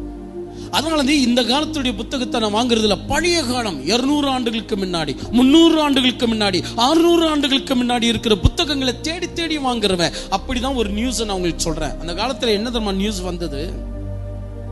தயவு செய்து குடும்பத்துல ரெஸ்பான்சிபிள் உள்ளவங்க பித்தளை தவளங்களை வாங்கி வைங்க, தாமிரத்துடைய சொம்புங்களை வாங்கி வைங்க. அடுக்கடுக்கா வீட்டுல அடிக்கிட்டு இருந்தாங்க அந்த காலத்துல. சொம்புல இருக்கக்கூடிய தவளைகள் எல்லாம் மேல அடுக்கடுக்கா வைக்குவாங்க. எங்க போனாலும் பித்தளை, ஐயோ பித்தளை, ஐயோ அது கோல்டு மாதிரி என்று சொல்லி பித்தளைகளை அப்படி வீடு வீடா அடுக்கி வைக்குவாங்க. ஏன்? அந்த காலத்துல பேங்க் இல்ல, அந்த காலத்துல வளர்ச்சி குன்றி இருந்தது. அந்த நியூஸை கேட்டு கேட்டு அநேக தாய்மாருங்க அவங்க என்ன பண்ணாங்க, பணம் வச்சிருந்தா பணம் கையில கிடைக்க மாட்டேருந்து, இது போல சாமான்களை வாங்கி வீடு நிறைய மேலெல்லாம் அடுக்கி வைக்குவாங்க. பஞ்சம் வந்த உடனே அதை கொண்டு போய் வித்துட்டு அதுல இருந்து கஞ்சி காய்ச்சி குடிக்கலாம் என்பது அந்த காலம். அது முடிந்து விட்டது, அது முடிந்து விட்டது. இப்போ கூட உன் வீட்டுல அண்டா குண்டவை சேர்த்து வச்சிருக்கிறானா அந்த பழைய பாடம் மனசுல இருந்து போக மாட்டேங்குது. இப்படி ஒரு மாய தோற்றத்திற்குள்ள நீங்க இருக்கிறீங்க. அந்த மாய தோற்றம் தான் அந்த காலத்துல இருந்த சீட்டை குறித்து இந்த காலத்துல நீங்க கொண்டு போயிட்டு இருக்கிறீங்கன்னா, மாய தோற்றத்துக்கு இருந்துக்குன்னு இன்னொருத்தர் அந்த நாட்டுல வரணும்னு எதிர்பார்க்கறதுல என்ன நியாயம் கேட்கிறேன். நீங்க தான் ரெஸ்பான்சிபிள் இல்ல, நீங்க ரெஸ்பான்சிபிள் இல்ல. நான் ஆரம்பத்தில் பயந்து போய் 2 முறை ஒரு முறை லோன் வாங்க நான் சென்றிருந்தேன், இன்னொரு முறை சீட்டு போடுவதற்காக சென்றிருந்தேன். பின்பு எனக்கு இது என்ன அநியாயமா இருக்கு, நான் ஏன் சீட்டு போடனா, நான் என்ன புத்தி இல்லாதவனா, இல்ல ஞானம் இல்லாதவனா, இல்ல நான் யார்? நான் அருள்நாதர் இயேசு கிறிஸ்துவை பின்பற்றக்கூடியவன். என்னுடைய நிலை என்ன, என்னுடைய அழைப்பு என்ன, என்னுடைய தொழில் என்ன, நான் இருக்க வேண்டிய நிலை என்ன என்று தெரிந்த உடனே நான் சொன்னேன், சாரிங்க, உங்களோட குரூப்ல இருந்து என்ன லோன் எடுக்கிற விஷயத்தை மறந்துருங்க. என் பிள்ளைய எப்படி படிக்க வைக்கணும்னு எனக்கு தெரியும். அதனால என் பிள்ளைய படிக்க வைக்க நான் எப்படியாவது ஒரு மூளைக்கு போகிறேன். ஆனா இனி சீட்டு போடுற விஷயம், லோன் எடுக்கிற விஷயம் நான் வரவே மாட்டேன் அப்படின்னு சொல்லி ஒரே பிடியா நின்றவன். இன்னைக்கு பாருங்க, என்னுடைய வாழ்க்கை வேறு எங்கேயோ திசை திரும்பி போயிட்டு இருக்கு. நான் எதுக்கு சொல்றேன் அப்படின்னா, நம்முடைய வாழ்க்கை குறித்து நம்ம சிந்திக்காத ஒரு விஷயம் என்னன்னு சொன்னா, ரெஸ்பான்சிபிலிட்டி என்பது எங்க இருக்கு அப்படின்னு சொன்னா, நாட்டம் கொள்ளுகிற விஷயத்தை நீ ரெஸ்பான்சிபிலிட்டி நினைக்கிற. நாட்டம் கொள்வதெல்லாம் ரெஸ்பான்சிபிலிட்டி கிடையாது. அந்த நாட்டம் கொள்கிற விஷயம் இருக்கிறனால தான் இன்னொருத்தரை நம்ம துன்புறுத்துறோம். நீ அவங்கள துன்புறுத்துற, நீ அவங்கள துன்புறுத்துற. நான் நினைச்ச மாதிரியே இருக்கணும். இந்த மாதிரி இவ்வளவு வருஷம் என் கூட ஒரு ஃப்ரிட்ஜ் வாங்கல, இந்த மாதிரி இவ்வளவு வருஷம் என் கூட எங்க அப்பா என்ன எப்படி வச்சிருந்தா தெரியுமா? நீங்க நம்ப மாட்டீங்க, சீனக்காரத்தி ஒருத்த கல்யாணமாய் ஒரே வாரத்துல வந்துட்டு டைவர்ஸ்க்கு வந்து நில்லிட்டா. அவ ஜட்ஜி கேட்கிறாங்க, ஏமா உனக்கு எதுக்கு டைவர்ஸ்? ஒரு வாரம் தானே ஆகி போச்சு, அவனுக்குள்ள ஏதாவது குறைவு கண்டாயா, அவனுக்குள்ள உடம்புல ஏதாவது குறைவு கண்டாயா? இல்லைங்க, அவன் ரொம்ப ஸ்ட்ராங். சரி, அவனுக்குள்ள ஏதாவது சம்பத விஷயத்துல குறைவு கண்டாயா? இல்லையா, அவரு பரவாயில்ல, நல்ல தாராள மனசு. அவன்கிட்ட ஏதாவது கெட்ட பழக்கத்தை கண்டாயா? இல்லையா, அவன் ரொம்ப நல்லவன். என்னால் சொல்ல முடியும், அவன் ரொம்ப நல்லவன். இல்ல உன்னை விட படிப்புல குறைவுள்ளவனாக இருக்கிறானா? இல்லையா, என்னை விட கொஞ்சம் படிப்புல உயர்வன். உன்னை விட ஒரு சம்பாதனைய குறைவுள்ளவனாக வாங்குகிறானா? இல்லையா, என்னை விட கொஞ்சம் உயர்வாக வாங்குறான். பின்ன ஏமா டைவர்ஸ்க்கு வந்து நிக்கிற?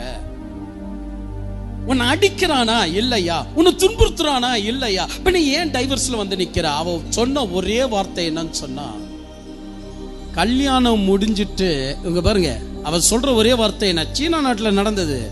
அவ சொல்ற ஒரே வார்த்தை என்னன்னு சொன்னா, கல்யாணம் முடிஞ்சிச்சு ஊர்வலத்துக்காக போகும்போது நான் சொன்ன பென்ஸுக்கார அவன் தேர்ந்தெடுக்கல, அவன் சொல்ற கார்ல நான் போனேன். எனக்கு எவ்வளவு ஷேமானது. இப்ப கூட என்னோட ஃப்ரெண்டுங்க வந்து என்ன குத்தி குத்தி பேசுறாங்க, என்னடி பெருசா நீ பென்ஸ் கார் வாங்கின, உன் கல்யாணத்துக்கு இதுல தான் ஊர்வலம் வரும்னு சொன்ன, உன் முகம் எங்க போச்சு? அது என்னால் அவமானம் தாங்க முடியல. நீ ஒரு நாட்டத்தை உள்ள வச்சுக்கிட்டு இப்போ நீ அவன் குடும்ப ரெஸ்பான்சிபிலிட்டியே இல்லைன்றிய. ஃபர்ஸ்ட் ஆஃப் ஆல் நீ ரெஸ்பான்சிபிலிட்டி இல்ல. இந்த மீனிங் உன் டிக்ஷனரியில கிடைக்குமா? நீங்கள் எண்ணி பாருங்க, இந்த மீனிங் உன் டிக்ஷனரியில கிடைக்குமா? அவன் உனக்குன்னு ஒரு நாட்டம் இருக்கு. அந்த நாட்டத்தை நீ கட் பண்ணாதான் நீ ஒரு ரெஸ்பான்சிபிள் உள்ளவனாக மாறுகிற. அந்த நாட்டம் எதுன்னு நான் பிறகு நான் சொல்றேன். ஆனால் அந்த நாட்டை எத்தொகையானதுன்னு முதல்ல சொல்லிடுறேன், பின்புதான் ரெஸ்பான்சிபிள் எதுன்னு சொல்றேங்க. ஃபைனல் தீர்ப்பு அதுதான். என் அன்பு தெய்வ பிள்ளைகளை, சோ ரெஸ்பான்சிபிள் இனி கண்டுபிடிக்க முடியாதுங்க. எவர் ரெஸ்பான்சிபிள் கண்டுபிடிக்க முடியாது. அவன் மனசுல ஒரு நாட்டத்தை வச்சுக்கின்னு கேட்டாக்கா நாடகம் அடிச்சுன்னு இருப்பான், நான் தான் ரெஸ்பான்சிபிள். அவங்க ரெஸ்பான்சிபிள் கிடையாது. அவங்களுக்குள்ள ஒரு நாட்டம் இருக்கு. அந்த நாட்டை எதனா சுத்தினே இருக்கணும், ஊருங்களை சுத்திட்டே இருக்கணும். ஒரு தெருவில் தன் கணவரோடு கூட சேர்ந்து ஒரு வீட்டுல வாடகை இருக்க முடியறதுல, அடுத்த வீடு அடுத்த வீடு அடுத்த வீடு சேஞ்ச் பண்ணிட்டே இருக்கணும். உன் மனசுல ஏதோ ஒரு நாட்டத்தை வச்சிருக்கிற, அதனாலதான் நீ வீடை காலி பண்ணிட்டே இருக்கிற. ஆனா இவர் சொல்றார், பாருமா, இதுக்கு அட்வான்ஸா நம்ம சமாளித்தது பெரிய விஷயம். இப்ப இன்னொரு வீடை சொல்ற, அதுக்கு அட்வான்ஸ் சமாளிக்கிறது அது ஒரு பெரிய விஷயம். ஆனா சிலருங்க ஒரே வீட்டுல இருப்பாங்க, இல்ல இல்ல இல்ல இல்ல வேற வீடெல்லாம் கிடையாது அப்படின்னு. இவனுக்கு ஒரு நாட்டம் இருக்கு. இவன் ஏன் வேற வீடை எடுக்கிறது இல்லைன்னா, இவனுடைய நாட்டம் என்னன்னா, இதுலயே வச்சு இப்படியே அட்ஜஸ்ட் பண்ணிட்டே போகலாம். வீடை காலி பண்றோம் நாட்டத்துல இருக்கிறா, வீடை காலி பண்ண மாட்டோம் ஒரே வீட்டுல இருக்கிறோன்னு நாட்டத்துல தான் இருக்கிறான். அவங்களுக்கு இருக்கிற நாட்டம் வெளியே பார்க்கும்போது பெஸ்ட் ரெஸ்பான்சிபிலிட்டி உள்ளவங்கன்னு. இது பெஸ்ட் ரெஸ்பான்சிபிலிட்டி இல்ல, ஃபர்ஸ்ட் நாட்டம் உள்ள இருக்கு. அந்த நாட்டம் என்ன செய்கிறது, உண்மையான ரெஸ்பான்சிபிலிட்டியில இருந்து அவங்கள வெளியே கொண்டு போய் விடுகிறது. இது எத்தனை பேர் நம்ம கண்டுபிடிச்சோம், எத்தனை பேர் நம்ம தெரிஞ்சு வச்சிருக்கிறோம். என் அன்பு தெய்வ பிள்ளைகளை, நீங்க ரெஸ்பான்சிபிள் உள்ளவர்களாக இருக்கணும்னா உங்க நாட்டத்தை அவங்க தலைமையில திணிக்காதீங்க. தயவு செய்து உங்க நாட்டத்தை அவங்க தலைமையில திணிக்காதீங்க. இருவரும் சேர்ந்து யோசிங்க, அந்த பார்க்குக்கு போலாமா வேண்டாமா? இருவரும் சேர்ந்து யோசிங்க, அந்த டூருக்கு போலாமா வேண்டாமா? இருவரும் சேர்ந்து சிந்திங்க, அதுக்கு போலாமா வேண்டாவா? நீ வேண்டாம்னு சொன்னா எனக்கும் வேண்டாம் தான் தோணுது, ஓகே, எனக்கும் வேண்டாதான். எனக்கு அதுல பிடிவாதம் இருந்து நான் பேசும்போது வெளியே பார்க்க நான் ரெஸ்பான்சிபிலிட்டி, ஆனா அந்த ரெஸ்பான்சிபிலிட்டி உன் கனவு மேல இருக்கிற ரெஸ்பான்சிபிலிட்டி நீ தான் உடைக்கிற. உனக்கு நகை ரொம்ப ஆசை, யாரு எந்த கல்யாணத்துக்கு போ அந்த டிசைன் பார்த்த உடனே அதே டிசைன்ல வாங்கணும். நான் சீட்டு போடுறேன், நீ அதெல்லாம் தெரியாது, எனக்கு 500 ரூபாய் எனக்கு செப்பரேட்டா கொடுத்துரு, அது டெய்லி சீட்டு, நீ அதெல்லாம் தெரியாது, 200 ரூபாய் கொடுத்துரு. உன்னை நம்பினா அவ்வளவுதான், நானு கம்நாட்டியா தான் இருக்கணும், நீ அதெல்லாம் தெரியாது, நீ கொடுத்துரு. எதுக்கு டிசைனா? உனக்கு ஒரு நாட்டம் இருக்கு, கோல்டுல ஒரு நாட்டம் இருக்கு, சினிமாவில் ஒரு நாட்டம் இருக்கு, டூரிசம்ல ஒரு நாட்டம் இருக்கு. நீ உழைக்கிற மாதிரி இருக்கிற, ஆனா ரெஸ்பான்சிபிலிட்டி உன்கிட்ட இல்ல. அந்த நாட்டம் தான் உன்னை என்ன செய்கிறது, வெளியே பார்க்க என்னமா உழைக்கிறான். உழைக்கல, அடுத்தடுத்த கோல்ட வாங்குறா, அடுத்தடுத்த விஷயம் வாங்குறா. காலையில இருந்து சாயந்தரம் வரைக்கும் ஒரு மனிதன் வேலை செய்யறான், ஆனா அவனோட பிள்ளை காலேஜ்ல இருந்து நடந்து வருது. எவ்வளவு கிலோமீட்டர்மா நீ நடக்கிற அப்படின்னா, அங்கிள் 3 கிலோமீட்டர் நான் நடக்கிறேன். ஒரு நாளைக்கு 3 கிலோமீட்டர் நடக்கிறது மாம்பெரிய குற்றமாக என்னை பொறுத்த வரைக்கும் மாம்பெரிய குற்றம். பெற்றோருங்க ஒரு பிள்ளைய 3 கிலோமீட்டர் வரைக்கும் நடக்க வைக்க அவங்க என்ன பேசுறாங்க தெரியுமா? நடு அந்த காலத்துல நான் 8 கிலோமீட்டர் நடந்து வந்தேன். அந்த காலத்துல நீ 8 கிலோமீட்டர் நடந்ததுனாலதான் உன் பிள்ளைய 1 கிலோமீட்டர் கூட நடக்க கூடாதுன்னு நீ நினைக்கும் போது தான் நீ உயர்ந்த மனிதன். அதை விட்டுட்டு அந்த காலத்துல நான் 8 கிலோமீட்டர் நடந்து வந்தேன், இப்ப என்ன ஆகி போச்சு, உனக்கு 3 கிலோமீட்டர் நடந்து வருதுல, நடந்து வா 3 கிலோமீட்டர் நடக்க விடுறான். யாரு? இந்த தகம்பன் தான், அல்ல விட்டா அந்த மனைவி தான் வச்சுக்கங்க. அந்த புள்ள நடந்து வந்து அது ஒரு நாள் காலையில் எந்திரிச்சு அவ்வளோ தூரம் நடக்கணுமா, சரி விடு, வரும்போது எப்படியோ வந்துடுறா, ஃப்ரெண்டுகளோட பேசிக்கிட்டு அப்படியே வந்துடுறா. ஆனா போகும்போது ஒவ்வொரு முறையும் படபடபா இருக்கு. காலையில லேட்டா எந்திரிப்பா, இல்ல டிஃபன் லேட்டா இருக்கும், அவ்வளவு தூரம் ஓடணும், பஸ்ஸை பிடிக்கணும், அவ்வளவு கஷ்டம் இவங்களால கொடுக்க முடியும். ஆனா இவர் என்ன தெரியுமா செய்யறாரு, உழைக்கிறாரு 12 மணிக்கு வராரு. வந்த உடனே பிள்ளைகிட்ட சொல்ற, பாத்தியா நான் எவ்வளவு உழைக்கிறோம் பாத்தியா, நான் எவ்வளவு வேலை செய்யணும் பாத்தியா, எல்லாம் உங்களுக்காக தான். அட அறிவு கெட்டவனே, அவன் புள்ள 3 கிலோமீட்டர் நடக்குது, இப்போ உதவாத அந்த பணம் வேற எப்போ உதவ போகுது? என் பிள்ளைகளை நான் திட்டுவதும் உண்மைதான், ஆனா அவங்க எந்திரிக்கிறதுக்குள் நான் எந்திரிச்சு அவங்களுக்கு பணத்தை கட்டுவதும் உண்மைதான். சரி, அது போகட்டும். அவ்வளவு உழைக்கிறாரு, இந்த பணம் எங்க போகுதுன்னு கேட்டீங்கன்னா அப்படியே கொண்டு போய் சீட்டு போட்டுருவாரு. இதை சொல்லிக் கொடுக்கவே அவங்களுடைய அம்மாட்டே வந்த உடனே 30,000 ரூபாய் கொடுத்துடுறா, சீட்டுக்காரன் வீட்டு வாசிக்கிட்டே வந்துடுவான். இது என்ன அப்படின்னு சொன்னா, இவங்களுடைய நாட்டம் என்ன அப்படின்னா, நிலங்களை வாங்கணும். கடைசியில என்ன தெரியுமா, லட்சக்கணக்கில் கட்டிட்டோம், ஐயோ மோசம் போயிட்டோம். அந்த நிலத்தை இவன் செத்துட்டான்னு வச்சுக்கோங்க, அதை போய் விற்கிறதுக்கு ஒரு அவஸ்தைப்படுவாங்க பாருங்க. நிலங்கள்லாம் எங்க வாங்குவாங்க தெரியுமா, எவனும் கால் மிதிக்காத இடம், அங்க கம்மி விலைன்னு அங்க போய் நிலம் வாங்கிட்டு, என் வீட்லயே நடக்கிற விஷயம், வாய்க்கும் இல்லை கைக்கும் இல்லை. நீங்க கொஞ்சம் எண்ணி பாருங்க, உங்க நாட்டம் வேற எதுலயே இருக்கு, அத ரெஸ்பான்சிபிலிட்டின்னு சொல்றீங்களே, வெக்கமா இருதுல. அந்த நாட்டத்தை எடுத்து போடும்போது தான் நீங்க ரெஸ்பான்சிபிலிட்டி உள்ளவர்களாக மாறுறீங்க. அடுத்தது என்கிட்ட வந்த ரிப்போர்ட்டுங்களை தான் நான் சொல்றேங்க. அடுத்ததுனுடைய நாட்டம் என்ன தெரியுமா, எப்பொழுதும் மனைவி கிட்டேயே ஒட்டினே இருக்கணும். பகலியும் ஒட்டின்னு கிடக்கணும், நைட்லயும் ஒட்டினே கிடக்கணும். இதுல வேற அசிங்கமாக என்கிட்ட வந்த ரிப்போர்ட்டுங்களை நான் சொல்றேங்க. அதாவது ஒரு ஆண்மகன் வந்து சொல்றான், பிரதர் என்னால முடியல பிரதர், என்னதான் நானே எனக்கு சக்தியே இல்லை ஆயிடுச்சு என்று அவ வாயில வரவே மாட்டேங்கிறது. எனக்கும் போதும்னு போயிடுச்சு. ஆனா அவருடைய விருப்பம் என்ன தெரியுமா, நான் எங்க போனாலும், எங்கெங்க இருக்கிறீங்க, வேணா மதியானத்துல உங்களுக்கு வேலை, இங்க வாங்க. வெறும் என்கிட்ட இந்த நாட்டம் தான், உடல் உறவுடைய நாட்டம் உங்ககிட்ட அதிக வச்சுக்கிட்டு, இதுல மனைவிங்க இங்க 2 பேர் தான் எனக்கு சொன்னது. ஆனால் கணவருங்க இங்க 2 பேர் தான் சொன்னது. மனைவிங்க எனக்கு போற இடமெல்லாம் அவங்க தான் ரிப்போர்ட் என்கிட்ட கொடுக்குறது.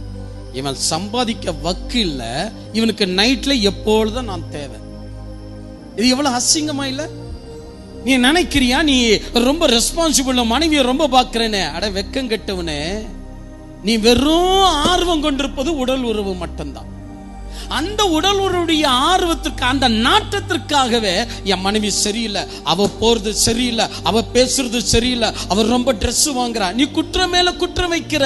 ஆனா உன்னுடைய நாட்டம் வெறும் செக்ஸுவல் லைஃப். இது என்னைக்கா தெரியுமா? தன் மனைவியை சுத்தி அவன் வேலை மேல போனா, எத்தனை மணிக்கு போனேன் அதெல்லாம் தெரியாது, எத்தனை மணிக்கு போனேன் கணக்காட்டு, எத்தனை மணிக்கு போனேன், உன்னை 5:30 மணிக்கு விட்டாங்க, ஆனா நீ வந்து சேர 7:30 மணி ஆகுது. எப்படி 7:30 மணி? இல்லைங்க நான் அப்படிதான் வந்தங்க, இந்த வந்தங்க கிந்தங்கெல்லாம் வேண்டாம், எனக்கு நாட்டம் எல்லாம் தெரியும், நீ என்ன மாதிரி ஆளுன்னு எனக்கு தெரியும். இப்ப பாருங்க, அது பூகம்பம் வெடிக்கிறது அந்த குடும்பத்துல. நீங்க நினைக்கிறீங்களா அந்த கணவன் பாருங்க என்ன ரெஸ்பான்சிபிலிட்டி, மனைவி எவ்வளவு அழகா விசாரிக்கிறான். இல்ல அவன் தன் மனைவியை விசாரிக்கிற ஒரே விஷயம் உடல் உறவு. அவனுடைய நாட்டமே வெறும் உடல் உறவு. தன்னுடைய கேலண்டர்ல ரவுண்ட் மார்க் இருக்கு. என்னங்க அப்படின்னு கேட்டாக்கா, பாருங்க இவ்வளவு நாளா என்கிட்ட அவ வரவே இல்லை. அடைச்சி வெக்கம் கட்டுவனே, கேலண்டர்ல போய் மார்க்க போட்டுங்கிற நீ, இவ்வளவு நாளா வரலன்னு சொல்ற நீ. அப்ப இதற்காக தான் உன் மனைவி பின்னாடி நீ ஓடுறது. நீங்க நல்லா எண்ணி பாருங்க. நான் உண்மையாக சொல்லுகிறேன், ரெஸ்பான்சிபிள் என்பதற்கு இந்த உலகம் இன்னும் மீனிங்க கண்டுபிடிக்கல. இப்படிப்பட்ட மாய தோற்றங்கள் உடையவர்களை நம்ம ரெஸ்பான்சிபிள் உள்ளவர்கள் என்று நினைக்கிறோம். ஆனா அவர்கள் ரெஸ்பான்சிபிள் உள்ளவர்கள் அல்ல, நாட்டம் உள்ளவர்கள். ஏதோ ஒரு வகையில் நாட்டம் உள்ளவர்கள். தன் மனைவி கையை விடாம ஒரு ஃபாரின்காரன் போயிட்டு இருக்கான்.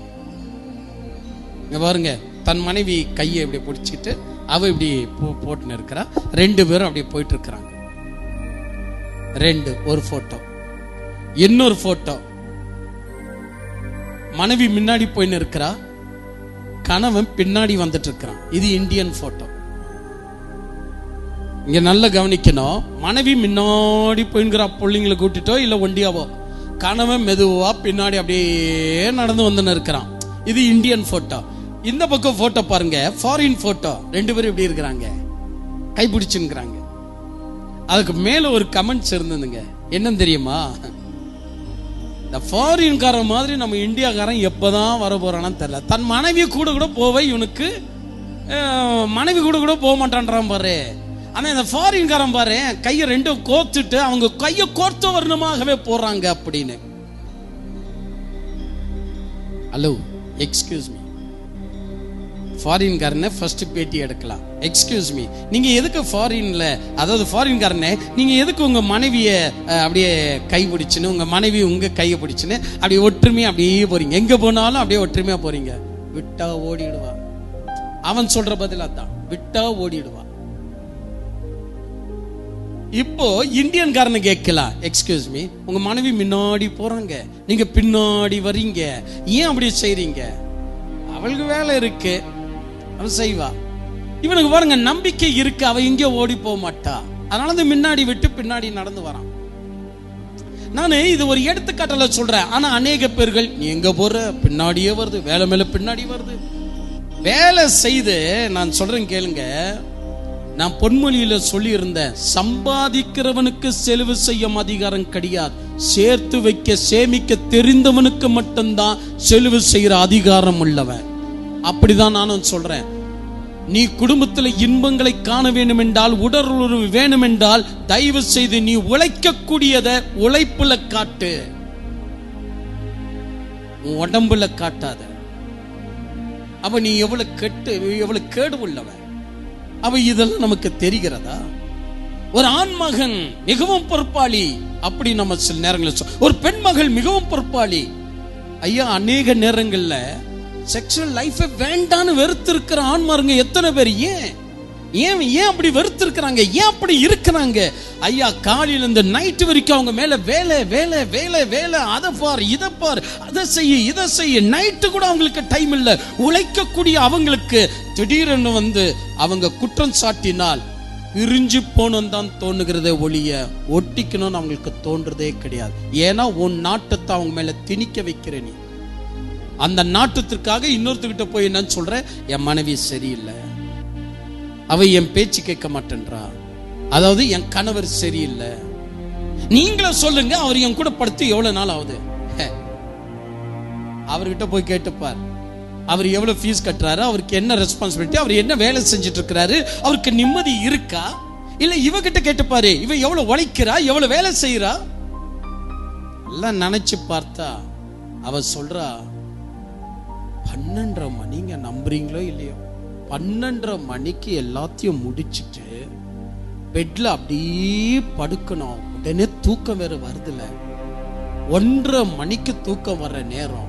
ஆனா எப்படியாவது 5:30 மணிக்கெல்லாம் எந்திரிச்சுக்கணும். ஏன்னா 7:30 மணிக்கெல்லாம் ஸ்கூலுக்கு போயிடணும் பிள்ளைங்க. 5:30 மணிக்கு எந்திரிச்சாதான் நான் ரெடி ஆயிட்டு அந்த தோசை மாவு எது அந்த இதெல்லாம் தேடி வருவதற்குள்ள எனக்கு போதும் ஆயிடுது. ஆனா இவன் எப்படி இருக்கு அப்படின்னா, இவனுடைய தொல்லை எனக்கு தாங்க முடியலன்னு மனைவி சொல்றா அப்படின்னா, இவன் உழைத்து கூட என்ன லாபம்னு கேட்க. நீங்கள் உங்களுடைய நாட்டத்தை ஏன் திணிக்கிறீர்கள்? உங்களுக்கு வெறும் செக்சுவல் நாட்டம், உங்களுக்கு வெறும் செக்சுவல் நாட்டம். அந்த நாட்டத்தை எதற்கு திணிப்பதற்காக அவங்க மேல குற்றம் சாட்டிட்டு அவங்க ரெஸ்பான்சிபிள் இல்ல, குடும்பத்தை கவனிக்கிறது இல்ல. என்னன்னா குடும்பத்தை கவனிக்கிறதுல தெளிவா பார்த்தா வெறும் செக்சுவல் மேட்டர் தாங்க நிக்கிற ஒழிய வேற எந்த மேட்டரும் இல்லை. அப்படின்னா யார் மேல பிரச்சனை? எனவே அன்பு தெய்வ பிள்ளைகளை, ரெஸ்பான்சிபிள் யார் உடையது என்று சொன்னா, தன்னுடைய நாட்டம் தான் உன்கிட்ட இருக்கணும், நீ எதிர்பார்க்காதவன் தான் ரெஸ்பான்சிபிள் உள்ளவன். ஆனா இது தீர்ப்பல்ல, நான் இன்னும் எந்த பிரசங்க இருக்கு. எனவே இப்படி ஒரு நாட்டம் உள்ளவர்களாக இருந்து எப்படிங்க? இன்னொருவருக்கு கேம்ஸ் உடைய நாட்டம். அவர் சாயந்தரம் காலையிலேருந்து வெறும் டிவில இருப்பாராம். அவருக்கு விதவிதமான WW, அப்புறமேட்டு கிரிக்கெட்டு, ஹாக்கி, வாலிபாலு, ஃபுட்பாலு, இப்படி எல்லாம் நாட்டம். இவருக்கு அதே நாட்டம் தான். நான் இம்ப்ரூவ் ஆயிடுவேன், கண்டிப்பா ஒரு நாள் இம்ப்ரூவ் ஆயிடுவேன். பிள்ளைங்களை கூட்டிக்கிட்டு கிரவுண்டா சுத்துவது. ஐயா, அதே மாதிரி நாட்டத்தை மனைவி இடத்துல நம்ம எதிர்பார்க்கிறது எப்படிங்க நியாயம்? இல்ல உங்களுடைய நாட்டத்தை கணவரிடத்துல எதிர்பார்க்கிறது எப்படிங்க நியாயமாகும்? அடுத்தது என்னன்னு சொன்னா, கதை அடிப்பது என்று சொன்னா அது ஒரு நாட்டம் சிலர்களுக்கு.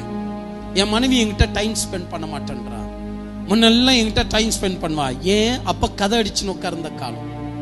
அதே போலதான் மனைவி சொல்றான், என் கணவர் என்கிட்ட டைம் ஸ்பெண்ட் பண்றதே கிடையாது. நாங்கெல்லாம் ஒரு காலத்துல கலகலகலன்னு சிரிச்சுட்டு பேசுவோம், இப்ப அவர் பேசவே மாட்டேன்றார், உம்முன்னு இருக்கிறார். அவரை உம்முன்னு ஆக்கினதே நீதான். ஏன் தெரியுமா? அவருக்கு அவ்வளவு தலைமையில நீ பொறுப்பு கொடுத்துட்ட, அவர் பொறுப்பை ஒன்று கூட கவனிக்க மாட்டேன்ற. ஏங்க நீங்க உம்முன்னு இருக்கிறீங்கன்னா, என்னங்க ஒரு மாசம் ஆயிட்டு சொன்னாலும் அது அப்படியே அழுக்கா இருக்குன்னு சொன்னாலும் செய்தறேன், ஆனா செய்யவே மாட்டா. நான் அங்க போயிட்டு இங்க வந்து இதையும் செய்யணும். அப்ப எனக்கு என்ன ஆகுது, இவ கூட சேர்ந்த கதை அடிக்க எனக்கு டைம் இல்ல. இப்ப எனக்கு முன்ன போல பேச முடிய மாட்டேங்கிறது. அப்போ உங்களுடைய நாட்டத்தை ஏன் திணிக்க வைக்கிறீங்க? அது ஆரம்ப கல்யாணம். அவன் ஆரம்பத்துல கல்யாணம் ஆகும்போது அப்படிதான் இருந்துச்சு. ஒன்னும் உட்காந்து நம்ம என்ன கதை அடிச்சோம், பேசினோம், அப்படி இருந்திருக்கலாம். அதே தான் இறுதி வரை இருக்கணும்டா. ரெஸ்பான்சிபிலிட்டியை நீ தான் கெடுக்கிறவன்.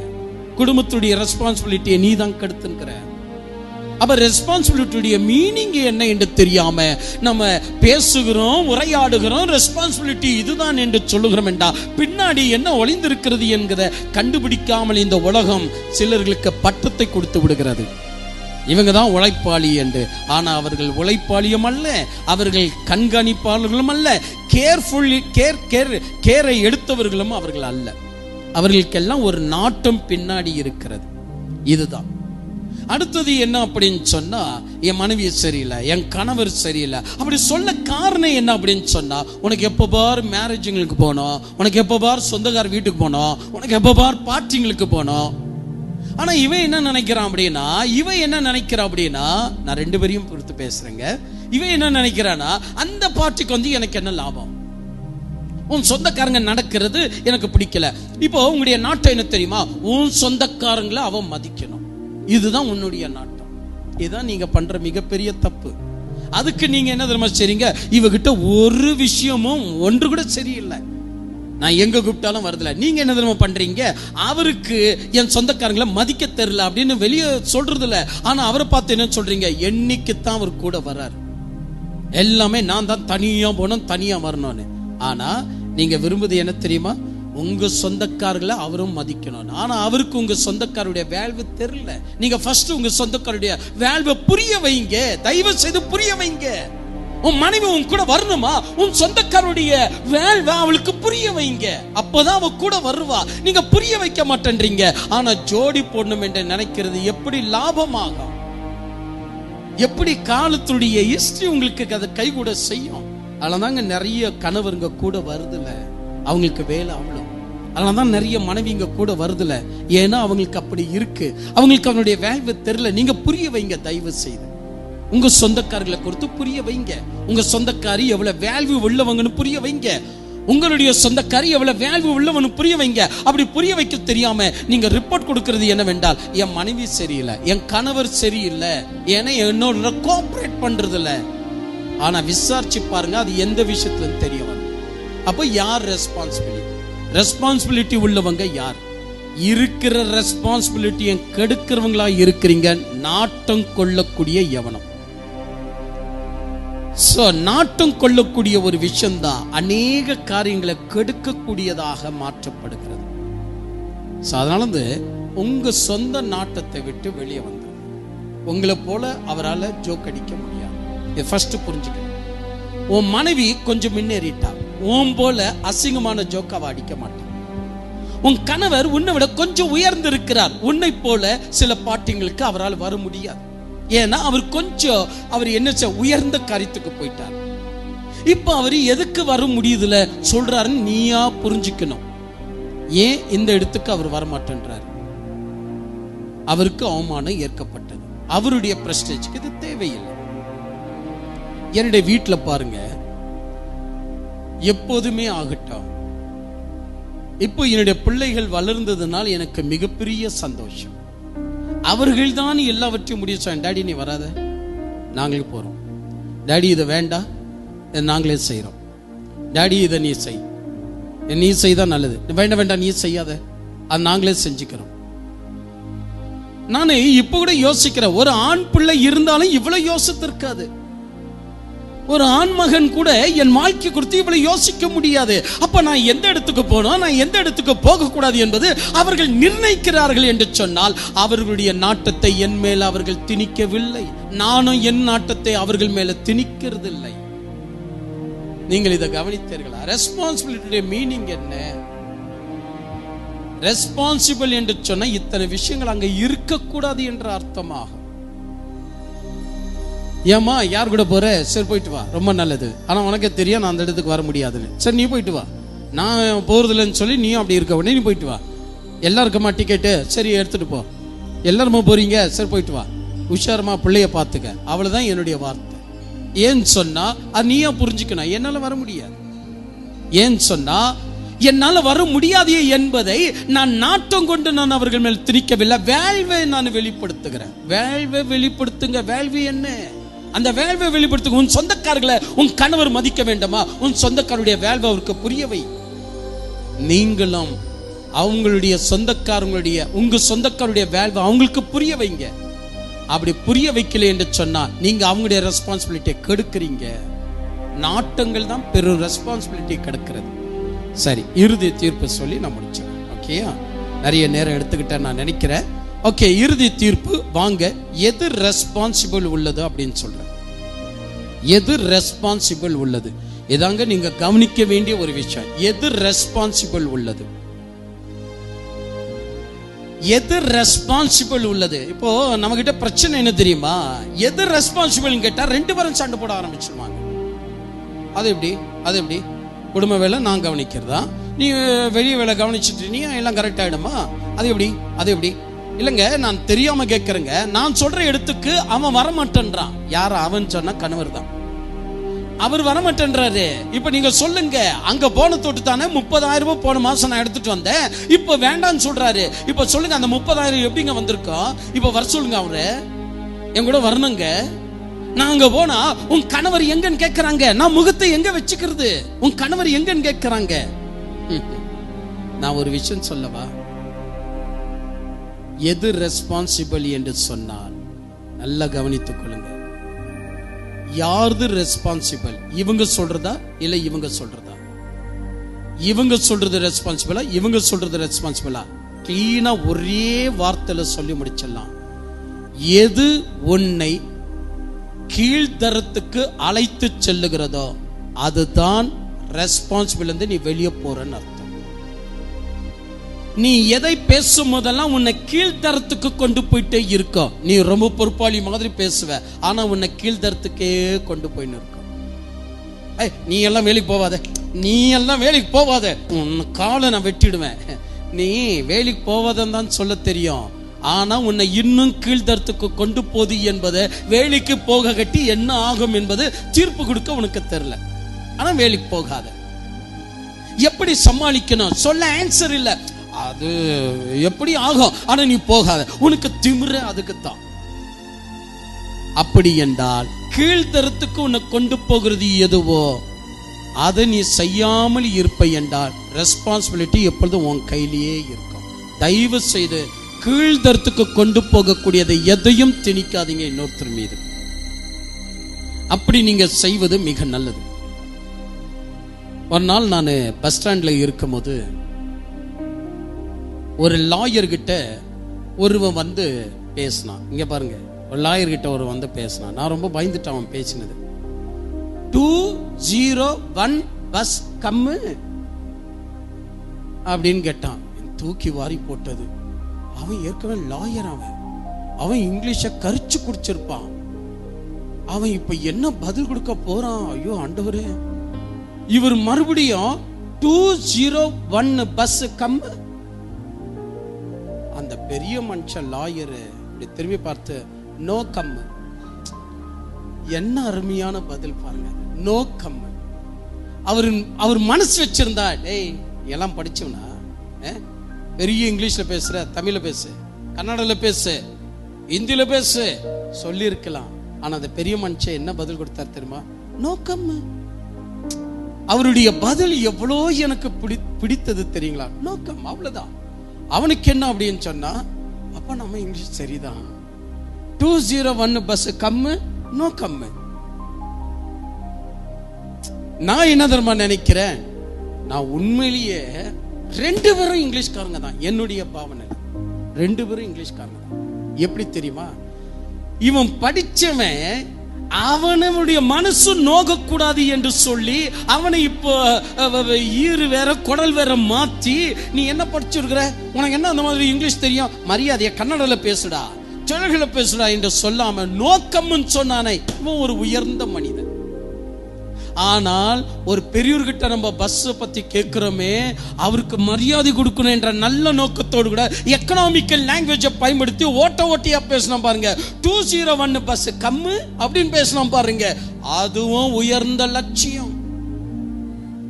எப்படி உயர்ந்த லட்சியம் என்று சொல்றேன்னா, நான் என்ன தெரியுமா நினைக்கிறேன், அந்த பிரிட்டிஷ்காரங்க எவ்வளவோ நம்மள லாஸ் பண்ணிட்டு போயிட்டான். இப்ப அட்லீஸ்ட் அவனுடைய லாங்குவேஜாவது நம்ம லாஸ் பண்ணணும். இதுதான் என்னுடைய நாட்டம். அப்படியாவது பேசுவோமே, கம்மியா இல்லையா நீ கோயா, அப்படியாவது பேசுவோம். எனக்கு இன்னொரு ஞாபகம் ஒன்று வருதுங்க. கஸ்தூர்பாய் வந்துட்டு, இது நீங்க இத்தியாசத்தை வாஸ்தா தெரியும். கஸ்தூர்பாய் வந்துட்டு மெட்ராஸ்க்கு ஒரு முறை வந்திருந்தாங்க. மெட்ராஸ்க்கு வரும்போது ராஜாஜியுடைய வீட்டுக்கு அவங்க போக வேண்டியதாக இருந்தது. காந்திஜியுடைய வைஃபுங்க. கஸ்தூர்பாய்னா யார், இவருடைய கேர்ள் ஃப்ரெண்டான்னு கேட்காதீங்க. காந்தியுடைய வைஃப், அது மகாத்மா காந்தியுடைய வைஃப். அவங்க வந்துட்டு ராஜாஜியுடைய வீட்டுக்கு போகும்போது அங்க சாயம் போட்டுக்கிறாங்க வீட்டுக்கு. இந்த அம்மாக்கு சாயம் போயிடுமா இது இல்ல அப்படியே நிக்குமா அப்படின்னு இங்கிலீஷ்ல தெரியாது. கலர் கோ அப்படின்னாங்க. அவங்க கேட்டதை தான் கலர் கோ அப்படின்னு. ராஜாஜி சொன்னார் நோ கோ. அவர் என்னன்னு சொல்றாரு, நோ கோ, கலர் போவ சாயம் போவாதுன்னு பேச இந்த அம்மாக்கு தெரியாது. அது தெரியாதுன்னு புரிஞ்சுக்கிட்டு இந்த ராஜாஜி என்ன சொல்றாரு, நோகோன்னு அவங்க லெவல்ல வந்து பேசுறாரு பாருங்க. நான் மறுபடியும் சொல்றேன், உன்னை எது கீழ்த்தரத்துக்கு அழைத்து செல்லுகிறதோ அது நீ செய்யாமல் இருக்கிறதா ரெஸ்பான்சிபிலிட்டி. அவ்வளவுதான் நான் சொல்றேன். உன்னை கீழ்த்தரத்துக்கு கொண்டு போகாதது எதுவோ அதை நீ செய்யாத. அது உன்னை கீழ்த்தரத்துக்கு கொண்டு போகுதுன்னா ஒருத்தரை கண்டிக்கிறது கூட உன்னை கீழ்த்தரத்துக்கு கொண்டு போகலாம். என்னதை பெருசா படிச்சுட்ட? எப்படி தெரியுமா, நம்ம வீட்டுல எல்லாம் இப்படி எடுத்துட்டு அந்த அந்த அந்த ஸ்வீட் பாக்ஸை எடுத்துட்டு இப்படிதான் வருவாங்க. அவர் என்ன தெரியுமா பண்ணுவாரு, புத்தி இல்ல, நான் தான் சுகர் பேஷண்ட் ஆச்சு, எனக்கு ஸ்வீட் கொடுக்க வர. இந்த அம்மாவுடைய நல்ல மனசு என்ன தெரியுமா, அவர் இந்த ஸ்வீட்டாவது சாப்பிட்டோமே அப்படின்னு, எங்க அப்பா வந்திருந்தாருங்க அப்படின்னு சொல்ல இந்த ஸ்வீட் பாக்ஸ் அப்படியே கொண்டு போவார். இவரும் நல்ல மனசுல தான் சொல்றாரு. ஏன்னு சொன்னா, இன்னும் கொஞ்ச நாள் உனக்கு நான் இருக்கணும் இல்லையா, ஸ்வீட்டை ஏன் எனக்கு கொடுக்குற அப்படின்னு இவருடைய சிங்கம் மொழியில பேசுறாரு. புத்தி இல்ல, ஒரு ஸ்வீட்டை சாப்பிட்ட 3 நாள் அவஸ்தைப்படுறேன், உனக்கு யார் கொடுத்தான் அப்படின்னு இந்த அம்மா போகுது பாரு. இங்கதான் உனக்கு யார் கொடுத்தான்னு சொல்ற பாரு. உன்னை கீழ்த்தரத்துக்குள்ள உன் கணவர் முன்னாடி உன்னை கொண்டு போயிட்டு இருக்குது. அதை செய்வதனால் உன் ரெஸ்பான்சிபிலிட்டியும் போது, அவருடைய ரெஸ்பான்சிபிலிட்டியும் போது. கெடுக்கிற நீதான்.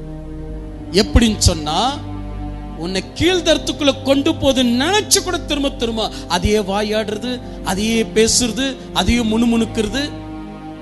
கணவர் எங்காவது 2 வாங்கிட்டோமா 1 வாங்கிட்டோமா, எங்க 2 டிக்கெட் வாங்கிடுங்க, 2 டிக்கெட் வாங்கிடுங்க. இது மகிழ்ச்சி உள்ள மனைவியை சொல்லுவா. 2 வாங்கிடுனா வாங்கிடவா போறேன், 2 வாங்குங்க. நீ என்ன முணுமுணுத்த இல்ல, நான் உன்னைய முணுமுணுக்கல, பெருசா இல்ல, இதெல்லாம் கைத காது கேட்டுறோம் பாரு அப்படின்னு பிள்ளைகிட்ட சொல்லுவாங்க. இதான் நான் சொல்றேன், உன்னை கீழ்த்தரத்துக்குள்ள கொண்டு போகக்கூடிய வார்த்தையை நீ நிற்பாட்டிட்டாலே நீ ரெஸ்பான்சிபிலிட்டி உள்ளவன். நம்பினால் நம்புங்க. மீனிங் கொடுக்க முடியாது, ஆனா நான் சொல்றது சத்தியம். என் வாழ்க்கையில நான் கண்டது இது சத்தியம். ஏன்னா சிலர்கள் எனக்கு பிடிக்காது. ஏன்னு சொன்னா, இப்படி ஒரு வார்த்தைகள் அவர்கள் பழகி இருக்கிறார்கள். எது கெடுத்தாலும் முணுமுணுக்கிற வார்த்தைகளை ஜோடிச்சு பேசுறது, குத்தி பேசுறது, கேட்காத மாதிரி கேட்கிற மாதிரி பேசிட்டு திரும்புறது. உன்னை கீழ்த்தர வாழ்க்கைக்குள்ள எது கொண்டு போதோ அந்த முயற்சிகளை நீ செய்யாமல் இருந்தாலே நீ மிகப்பெரிய ரெஸ்பான்சிபிலிட்டி உள்ளவன். தயவு செய்து உங்களை கீழ்த்தரத்துக்குள்ள கொண்டு போகிறத எதையும் நீங்க செய்யாதீங்க. எவையெல்லாம் உங்களை மேல் தரத்துக்குள்ள கொண்டு போதோ அதை தயவு செய்து செய்யுங்கள். அதுதான் உங்களுடைய மெய்யான ரெஸ்பான்சிபிலிட்டி. இவ்வளவுதான் விஷயம். இதை நீங்கள் மறக்கிறீர்கள்.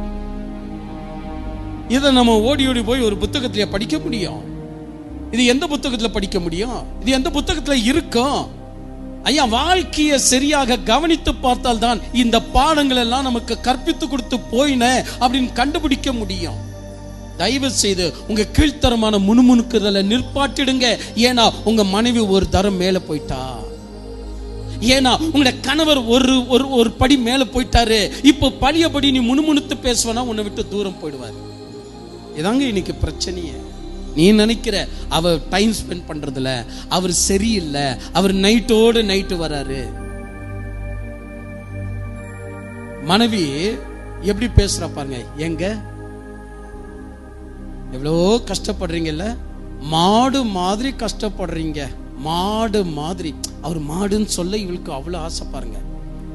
என் கணவரே, ஏமா ஜெயந்தி கேட்டியா, என் கணவர் மாடு மாதிரி கஷ்டப்படுறாரு. அந்த என்ன சொல்லலாம், அது சீப்பு வியாபாரத்துக்கு போறாரு, காக்கா மாதிரி கத்துறாரு, அதுவும் வண்ட காக்கா மாதிரி கத்துறாரு பாரு சீப்பு வியாபாரத்துல. என் கணவர் ஒரு காக்கா மாதிரி, மாடு மாதிரி, ஆனா தண்ணி குடிக்கும் போது ஒட்டகம் மாதிரி உறிஞ்சு குடிக்கிறார் பாரு, பன்றி மாதிரி இருப்பாரு, பன்றி மாதிரியே இருப்பாரு. குளிக்கிறது சொல்ல மாட்டாங்க, பன்றி மாதிரி இருப்பார், வெள்ளை வெள்ளர்னு பன்றி மாதிரி இருப்பாரு. நம்ம கருப்பு, அவர் வெள்ளை.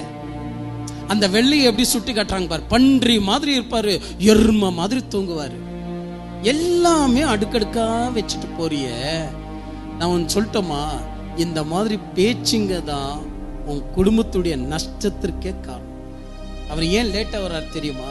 உன் பேச்சு சரியில்லை. ஒரு வீட்டுக்கு நான் போறேன், அந்த வீட்டுல என் முன்னாடியே சொல்றாங்க என்னன்னு, டேய் இந்த பாஸ்டர் குடுறா, இந்த கிளாஸ் பாஸ்டருக்கு. எனக்கு கேக்குது, அங்கதான் உட்காந்துருக்க, இந்த கிளாஸ் இஞ்சி தின்ற குரங்கு கொடுறா. அந்த இஞ்சி தின்ற குரங்கு யாருன்னா எனக்கா?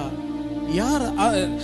இன்னும் ஈஸியா ரெண்டே கிளாஸ் தான் வருது, அப்போ ஈஸியா கண்டுபிடிச்சிடலாம். ஒரு கிளாஸ் எனக்கு பாஸ்டர்னு சொன்னாங்க, ஒரு கிளாஸ் எனக்கு. அந்த இஞ்சி தின்ற குரங்கு யாரு அப்படின்னு பார்த்தா அவரோட கணவர் தான். அவர் கேட்கிற மாதிரி தான் சொல்லி இருக்கிறாங்க. அந்த இஞ்சி தின்ற குரங்கு அதுக்கு ஒரு கிளாஸ் கொடுத்துரு, பாஸ்டருக்கு ஒரு கிளாஸ் கொடு. இது எனக்கே கேட்குது, அப்ப அவரு கேட்காதா? ஐயா, அவரை மட்டமான நிலைக்குள்ள கொண்டு வந்தது உன் மட்டமான பேச்சுகள் என்பது எந்த அளவுக்கு நீங்க கண்டுபிடிச்சீங்க? ரெஸ்பான்சிபிலிட்டி என்பது நான் உண்மையா சொல்றேன், எவன் ஒருவன் இதுதான் கீழ்த்தரம் என்று நினைச்சு அந்த கீழ்த்தரமான காரியங்களை விட்டு விடுகிறானோ அவன் ரெஸ்பான்சிபிலிட்டியை கையில எடுத்துக்கிட்டான் அர்த்தம். அவன் எடுத்துக்கிட்டான். தயவு செய்து கீழ்த்தரமான பேச்சுகளை விட்டுடுங்க. சோ இந்த மாதிரி ஒரு காரியங்களுக்கு நம்ம கவனம் செலுத்துறது மிக மிக நல்லது. அடுத்தது என்ன அப்படின்னு சொன்னா, நம்மை போலவே மற்றவங்க இருக்கணும்னு நம்ம ஆசைப்படக்கூடாது. என் மனைவி என் போலவே இருக்கணும், அது ஆகாதுங்க. என்னுடைய கணவர் என் போலவே இருக்கணும், அது முடியாதுங்க, அது முடியாது, அது சாத்தியமே இல்லை. நீ ஃபாஸ்டா இருப்ப, அவர் ரொம்ப ஸ்லோவா இருப்பார். நீ ஸ்லோவா இருப்ப, அவர் ஃபாஸ்டா இருப்பார். நீ கலகலன்னு யார்கிட்ட பேசுவ, ஆனா அவர் பேச மாட்டார், யார்கிட்டையும் பேச மாட்டார். நீ ரொம்ப செலவழிப்ப, ஒருவேளை அவர் செலவழிக்காம இருக்கலாம். ஒருவேளை அவர் ரொம்ப செலவழிப்பார், நீ உன் மனைவி செலவழிக்காம இருப்பார். ஆனா ஒரு விஷயம் சொல்லுகிற, ரெஸ்பான்சிபிலிட்டி எது என்று சொன்னால், என்னை போல் எல்லோரும் இருக்க வேண்டும் என்று எதிர்பாராமலேயே நீ செய்யறப்பாரு, இதுதான் ரெஸ்பான்சிபிலிட்டி. நல்லா புரிஞ்சுக்கங்க. எது ரெஸ்பான்சிபிலிட்டினா, என்ன போல நீயும் செய்யணும்னு எதிர்பாராமலேயே செஞ்சிடுங்க, அதுதான் ரெஸ்பான்சிபிலிட்டி. அப்படி இல்லைன்னு சொன்னா அது ரெஸ்பான்சிபிலிட்டிக்கு ஆகாது. நீங்க பிரிச்சு வச்சு நீங்க பேசிட முடியாது. அப்படி நம்ம ஆல்மோஸ்ட் நம்முடைய எண்ணங்கள் எல்லா காரியங்களும் எப்படி இருக்குன்னு சொன்னா, நாம் நம்மை போலவே இருக்கணும். இல்லை அப்படின்னு சொன்னா அவன் எனக்கு லாக்கியே கிடையாது, அவனுக்கு ஒரு ரெஸ்பான்சிபிள் கிடையாது. அது எப்படி ஆகும்? ரெஸ்பான்சிபிள் என்று சொன்னால் உன்னை போலவே அவன் இருக்கணும் நீ எதிர்பார்க்கிறிய, அதுதான் ஆக்சுவலி ரெஸ்பான்சிபிள் அல்லன்னு அர்த்தம். ரெஸ்பான்சிபிள் என்று சொன்னால் உன்னை போல அவங்க கிட்ட இருந்து ரெஸ்பான்சிபிள் வரல என்று சொன்னாலும் அதை எதிர்பார்க்காம உன் ரெஸ்பான்சிபிளை நீ செலுத்திட்டு போவதுதான் ரெஸ்பான்சிபிள். அதை நீ எதிர்பார்க்க கூடாது. நல்லவனுக்கு நான் சொல்றது, கெட்டவன் எப்பொழுதும் எப்படித்தான் சொல்லுவான், பாஸ்டர் சொல்லிட்டார் என்னன்னு, நான் இல்லைனால நீ இருக்கணும், அது நீ சொல்லக்கூடாது. சோம்பேறியே நீ சொல்லக்கூடாது, முடிச்சு வெட்டியே நீ சொல்லக்கூடாது, உழைக்காதவனே நீ சொல்லக்கூடாது, குடும்ப பாரம் அற்றவளே அது நீ சொல்லக்கூடாது. அதை நான் மட்டும் தான் சொல்லணும். தீர்ப்பு கொடுக்கிற நான் தான் சொல்ல முடியும். என்னன்னு, அவங்க ரெஸ்பான்சிபிள் இல்லை என்றாலும் உங்க ரெஸ்பான்சிபிளை நீங்க செய்து முடிங்க. அதுதாங்க ரெஸ்பான்சிபிள். நான் சொல்லுவது தான் அது, அதை நீங்களா சொல்லிக்கிறது அல்ல. அப்படி என்றால் இந்த வார்த்தை பொதுவானது. எது ரெஸ்பான்சிபிள்?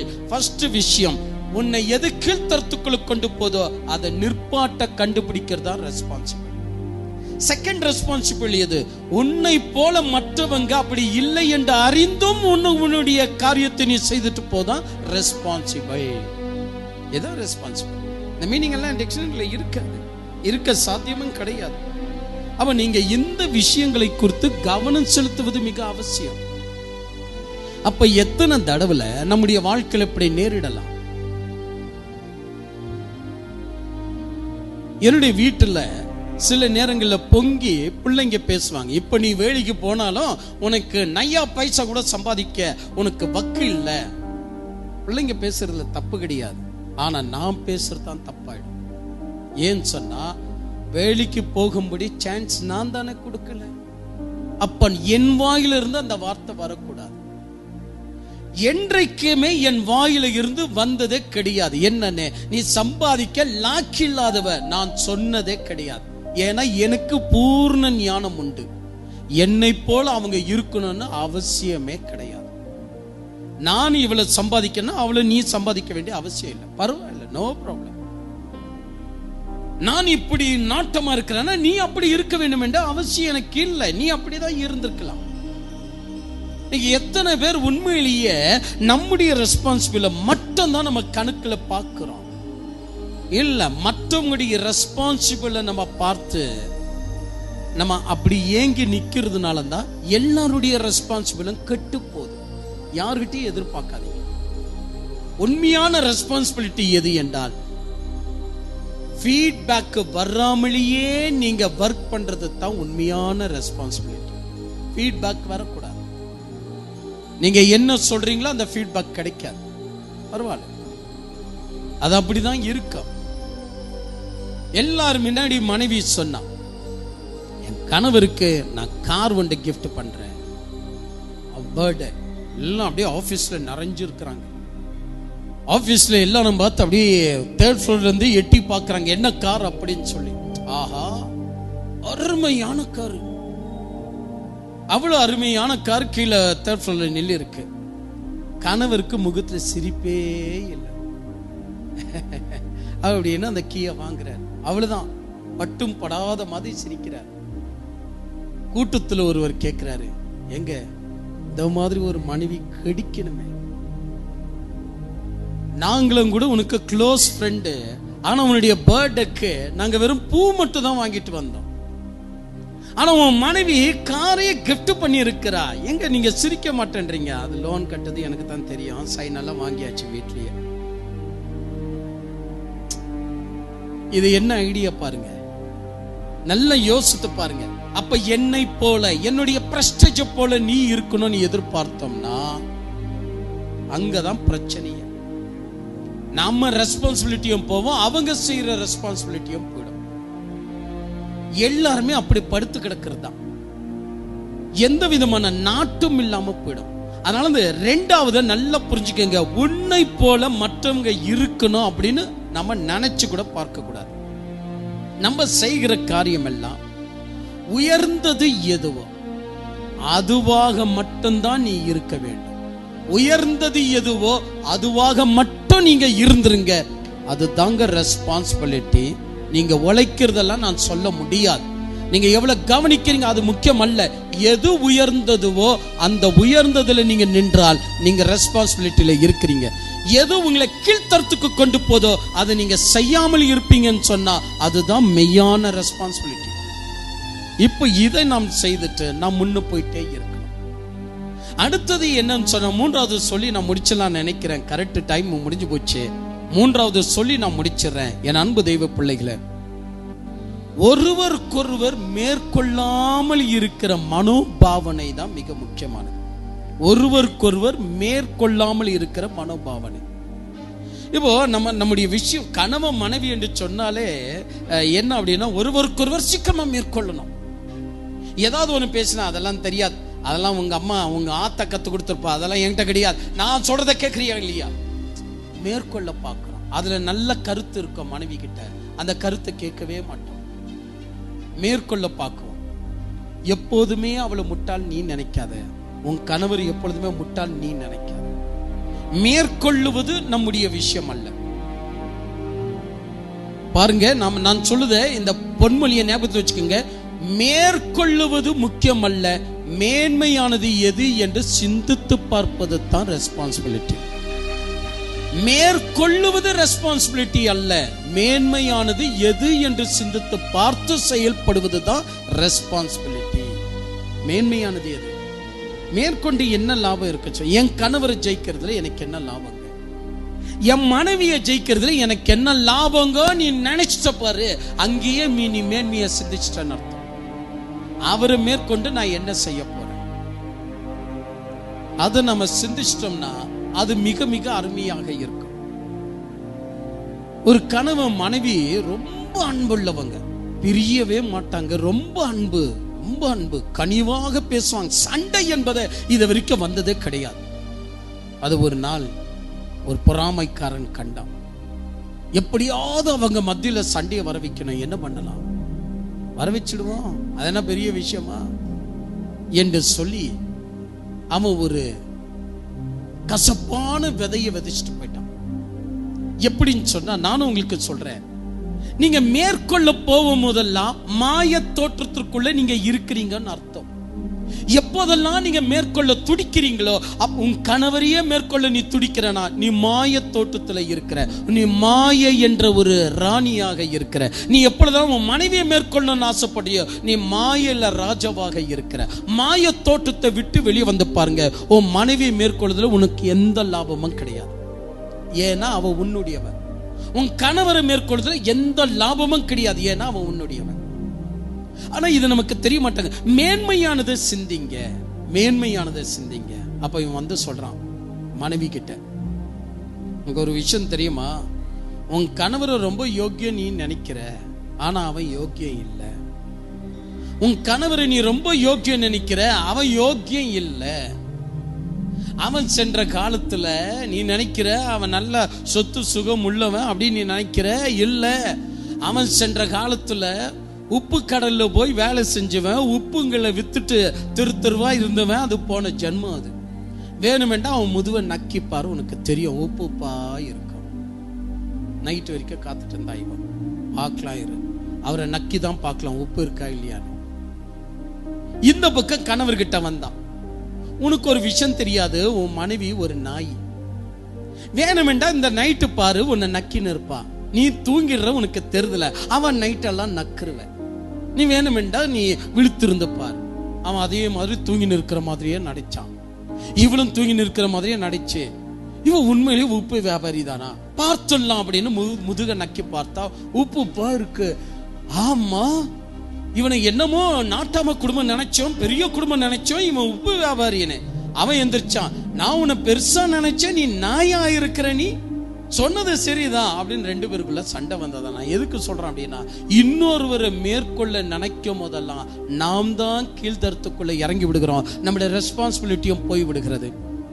அதனால அந்த மேற்கொள்ள நீங்கள் போவாதீங்க, மேன்மையானது எது என்று சிந்திங்க. ஆமா, இவங்க சொல்றாங்களே, இது ஒரு முறை சிந்திச்சு தான் பார்க்கலாமே, எது இது உண்மையா அது உண்மையா அப்படி நீங்க சிந்திங்க. எது மேன்மை என்று சிந்திங்க. எது மேன்மை என்று சிந்தித்து பார்ப்பீங்கன்னா அங்கே உங்களுக்கு மிக அருமையானது காத்திருக்கும். இங்க பாருங்க, ஒரு பழமொழி ஒன்று சொல்லுகிறது, தன்னுடைய மனைவி அல்லாவிட்டால் தன்னுடைய கணவன் தன்னுடைய மனைவியை வேலைக்காரியாக நடத்துவான் என்றால் அவன் ஒரு வேலைக்காரனாக மாறுவதற்கு வாய்ப்பு உண்டு. தன்னுடைய கணவரை வேலைக்காரனாக நடத்தக்கூடிய எந்த மனைவியும் ஒரு வேலைக்காரியாகத்தான் இருக்க முடியும். அல்லது இப்படி திருப்பி சொல்ற, தன் கணவரை எவள் ஒருவள் ராஜாவாக நிறுத்தி பார்க்க ஆசைப்படுகிறாளோ அப்பொழுது இவள் ஆட்டோமேட்டிக்கா ராணியாகி விடுகிறாள். எப்பொழுது ஒரு கணவன் தன் மனைவியை ராணியாக இருக்க ஆசைப்படுகிறானோ ஆட்டோமேட்டிக்கா இவன் ராஜாவாகி விடுகிறான். ராஜாவாவதும் வேலைக்காரியாவதும் வேலைக்காரனாவதும் உங்க கையில உண்டு அப்படின்னு ஒரு பழமொழி இருக்கும் என்றா சிந்தித்து பாருங்க. ரெஸ்பான்சிபிலிட்டி என்பது மேன்மை சிந்தை வந்து விட்டாலே ரெஸ்பான்சிபிலிட்டி வந்து விட்டதுன்னு அர்த்தம். இவ்வளவுதாங்க. அப்போ நம்முடைய வாழ்க்கை எங்க இருக்குன்னு யோசித்து பாருங்க. இந்த சாயந்தர நேரம் நமக்கு ஒரு குறுகிய நேரம் தான். போலாமா வேண்டாவா போலாமா வேண்டாவான்னு வந்திருப்பீங்க. நான் நினைக்கிறேன் இன்டர்நெட்ல கிடைக்காத மாம்பெரிய புதையலை நீங்க கண்டடைந்தீங்க, நிறைய ஆலோசனை நீங்க பார்த்தீங்க என்று நான் நினைக்கிறேன். கர்த்தர் ஆசீர்வதிப்பராக, தேவன் உங்களோடு கூட இருப்பராக. ஆக மொத்தத்தில் ஒரு தீர்ப்பு சொல்லி முடிக்கணும் அப்படின்னு சொன்னா, என் அன்பு தெய்வ பிள்ளைகளை, பிறந்த வீட்டுல இருந்து புகுந்த வீட்டுக்கு வந்தவை பிறந்த வீட்டுல இருந்து விரட்டி விட்டாங்க என்று நினைக்காதீங்க. பிறந்த வீட்டுல அவளுக்கு எல்லா சுகங்களும் இருந்தும் அவள் புகுந்த வீட்டை தன்னுடைய வீட்டாக நினைத்து புகுந்த வீட்டுக்குள்ள வந்து உன்னுடைய தம்பிய, உன்னுடைய அண்ணனை, உன்னுடைய சொந்தங்களை பராமரித்து உனக்கு இருக்கிற சம்பாதனையில தன்னையும் அடக்கி ஆண்டு எல்லாவற்றுக்கும் உள்படுத்தி கொள்ளக்கூடிய ஒரு மனைவி இருப்பாள் என்றால் அவள் தான் குடும்பத்துக்கு அதிக கவனம் செலுத்தக்கூடியவள் என்று சொல்லி தீர்ப்பு கொடுக்கலாம் என்று நான் நினைக்கிறேன். இருக்கிற அம்மா கிட்டே இருந்துக்கணும், இருக்கிற ஊர்லயே இருந்துக்கணும், இருக்கிற வீட்டிலேயே இருந்துக்கணும். என் சொந்தங்களை நீ நேசிக்கல என்று சொன்னா நீ தான் ரெஸ்பான்சிபிலிட்டி இருந்து வெளியே வந்திருக்கிற. நீயும் சட்ட அந்த வீட்டில் போய் உட்கார்ந்து பாரு, அப்பொழுது உன் ரெஸ்பான்சிபிலிட்டி எவ்வளவு வரப்போகுதுன்னு பார்க்கலாம். வேல்வு புரிவீங்க, வேல்வு உள்ள வார்த்தைகளை பேசுங்க, வெயிட்டான வார்த்தைகளை பேசி மேற்கொள்ளுங்க. மாறாக கூச்சல் போட்டு எவனையும் மேற்கொள்ளாதீங்க, அது முடியாது. வெயிட்டான வார்த்தைகளை பேசுங்க. அப்படி பேசுவதனால் எவரையும் நாம் மேற்கொள்ளலாம். கர்த்தர் தாமே ஆசீர்வதிப்பராக, தெய்வம் தாமே உங்களோடு கூட இருப்பராக. அன்பான தெய்வ ஜனங்களுக்கு கர்த்தருடைய நாமத்தில் நல்வாழ்த்துக்கள். இப்பொழுது நீங்கள் கேட்ட இந்த சத்தியத்தை போலவே பல ஆயிரம் ஆண்டுகளாக பேசப்படாமல் புதைக்கப்பட்டு இருக்கிற ரகசியங்களை நமது சகோதரர் F. ஜோயல் டேவிட் அவர்கள் மிக அழகாக சத்தியத்தை சத்தியவர்ணமாகவே கொடுத்துள்ளார். நமது ஊழியக்காரர் கொடுக்கின்ற ஒவ்வொரு செய்தியும் நம்மை தேவனிடத்தில் கிட்ட சேரத்தக்கது. அது மட்டுமல்லாமல் நாம் சத்தியத்தின் பாதையில் நடக்கவும் நமது வாழ்க்கையை தேவனிடத்தில் சீர்திருத்திக் கொள்ளவும் ஒரு ஒளியாக உள்ளது. இந்த செய்திகள் நமக்கு மட்டும் பயனளிக்காமல் உலகத்தில் பல்வேறு நாடுகளுக்கு சார்ந்தவர்களுக்கும் பயனளித்து கொண்டு வருகிறது. இது மட்டுமல்லாமல் அநேக தேசங்களில் இருக்கிற தேவ மக்கள் நம் சத்திய வெளிப்பாடுகளை வாட்ஸ்அப், FM, CD மற்றும் யூடியூப் மூலமாக கேட்டு பயன்படுத்தி வருகிறார்கள்.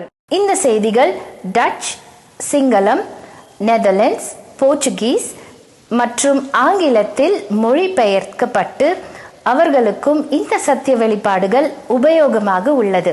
மற்றும் நம் ஊழியர் பேசியிருக்கிற சில செய்திகளில் 583 மணி நேரமும், இன்னும் சில சத்திய வெளிப்பாடுகள் 582 மணி நேரம் கொண்டதும், இன்னும் சில சத்திய வெளிப்பாடுகள் 980 மணி நேரம் கொண்டதும், இன்னும் சில சத்திய வெளிப்பாடுகள் 1500 மணி நேரம் கொண்டதும், இன்னும் சில சத்திய வெளிப்பாடுகள் 1767 மணி நேரம் கொண்டதும், இப்படி மொத்தமாக 5412 மணி நேரம் சத்திய வெளிப்பாடுகள் உள்ளது.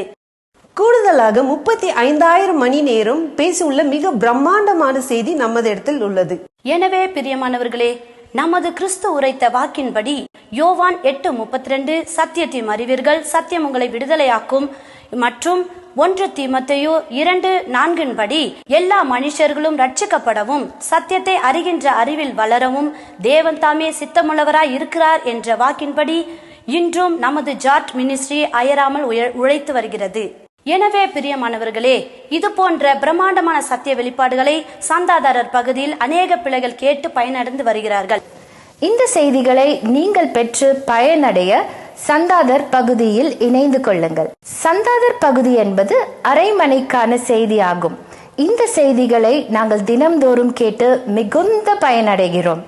சந்தாதர் செய்திகள் என்பது அரை மணிக்குண்டான செய்திகள். இந்த செய்திகள் மூலமாக நாங்கள் மிகுந்த பிரயோஜனம் அடைந்து வருகிறோம். இந்த செய்திகள் பல புத்தகங்களுக்கு சமமாக உள்ளது. இவ்வகையான செய்தியை நீங்கள் வாழ்க்கையில் ஒரு முறையாவது கேட்க வேண்டும் என்று அன்போடு கேட்டுக்கொள்கிறோம். நாங்கள் உங்களுக்கு தனிப்பட்ட விதத்தில் வாட்ஸ்அப்பிலோ, டெலிகிராமிலோ அல்லது வேறொரு தனிப்பட்ட ஆப்பிலோ நாங்கள் உங்களுக்கு மட்டுமே அனுப்பி கொடுக்கின்ற இந்த சத்திய வெளிப்பாடுகளை நீங்கள் கேட்டு சத்தியத்தில் வளர்ந்து வருவது எங்களுக்கு மிகவும் சந்தோஷமாக உள்ளது. பிரியமானவர்களே, கர்த்தருடைய நாமத்திலே உங்களுக்கு நல்வாழ்த்துக்கள். பிரியமான சகோதர சகோதரிகளே, சத்தியத்துக்காகவும் சத்தியத்திலும் நீங்கள் உறுதியாய் இருப்பது எங்களுக்கு மிகவும் மகிழ்ச்சியாய் உள்ளது. நாங்கள் உங்களுக்கு தனிப்பட்ட விதத்தில் வாட்ஸ்அப்பிலோ டெலிகிராமிலோ அல்லது வேற ஒரு சோஷியல் மீடியா மூலியமாகவோ உங்களுக்கு மட்டுமே அனுப்பி கொடுக்கின்ற செய்திகளை நீங்கள் கேட்டு பயனடைந்து வருவது எங்களுக்கு மிகவும் மகிழ்ச்சியாய் உள்ளது. ஆனால் நீங்கள் வீட்டில் சும்மா இருக்கும்போதோ அல்லது டிராவலில் இருக்கும்போதோ ஒரு முறை அல்ல ஒவ்வொரு முறையும் யூடியூபுக்கு சென்று அங்கே நீங்கள் செய்திகளை கேட்கும்போது, நீங்கள் லைக் கொடுத்து சப்ஸ்கிரைப் செய்யும்போது சத்தியத்துக்குரிய புதிய அப்டேட்கள் உங்களுக்கு அறிவிக்கப்படும். தினந்தோறும் கேட்கப்படுகிறதான ஒவ்வொரு சத்திய வெளிப்பாடுகளை சந்தாதார பகுதியில் கேட்பது மாற்றமல்லாமல் யூடியூபில் சென்று லைக் பண்ணுங்க, சப்ஸ்கிரைப் பண்ணுங்க. இப்படிப்பட்ட சத்திய வெளிப்பாட்டு கேட்க மிஸ் பண்ணாது இருங்கள். இப்படியாக இந்த சத்திய வெளிப்பாடை கேட்க வேண்டும் என்று ஆர்வத்தோடு இருக்கிற தேவ பிள்ளைகள் நம் ஸ்கிரீன்ல வருகின்ற நம்பர்களுக்கு தொடர்பு கொள்ளுங்கள். நம்பர் 9880510712 மற்றும் 6360697395. இந்த நம்பர்களுக்கு தொடர்பு கொள்ளுங்கள். தேங்க்யூ. Praise the Lord.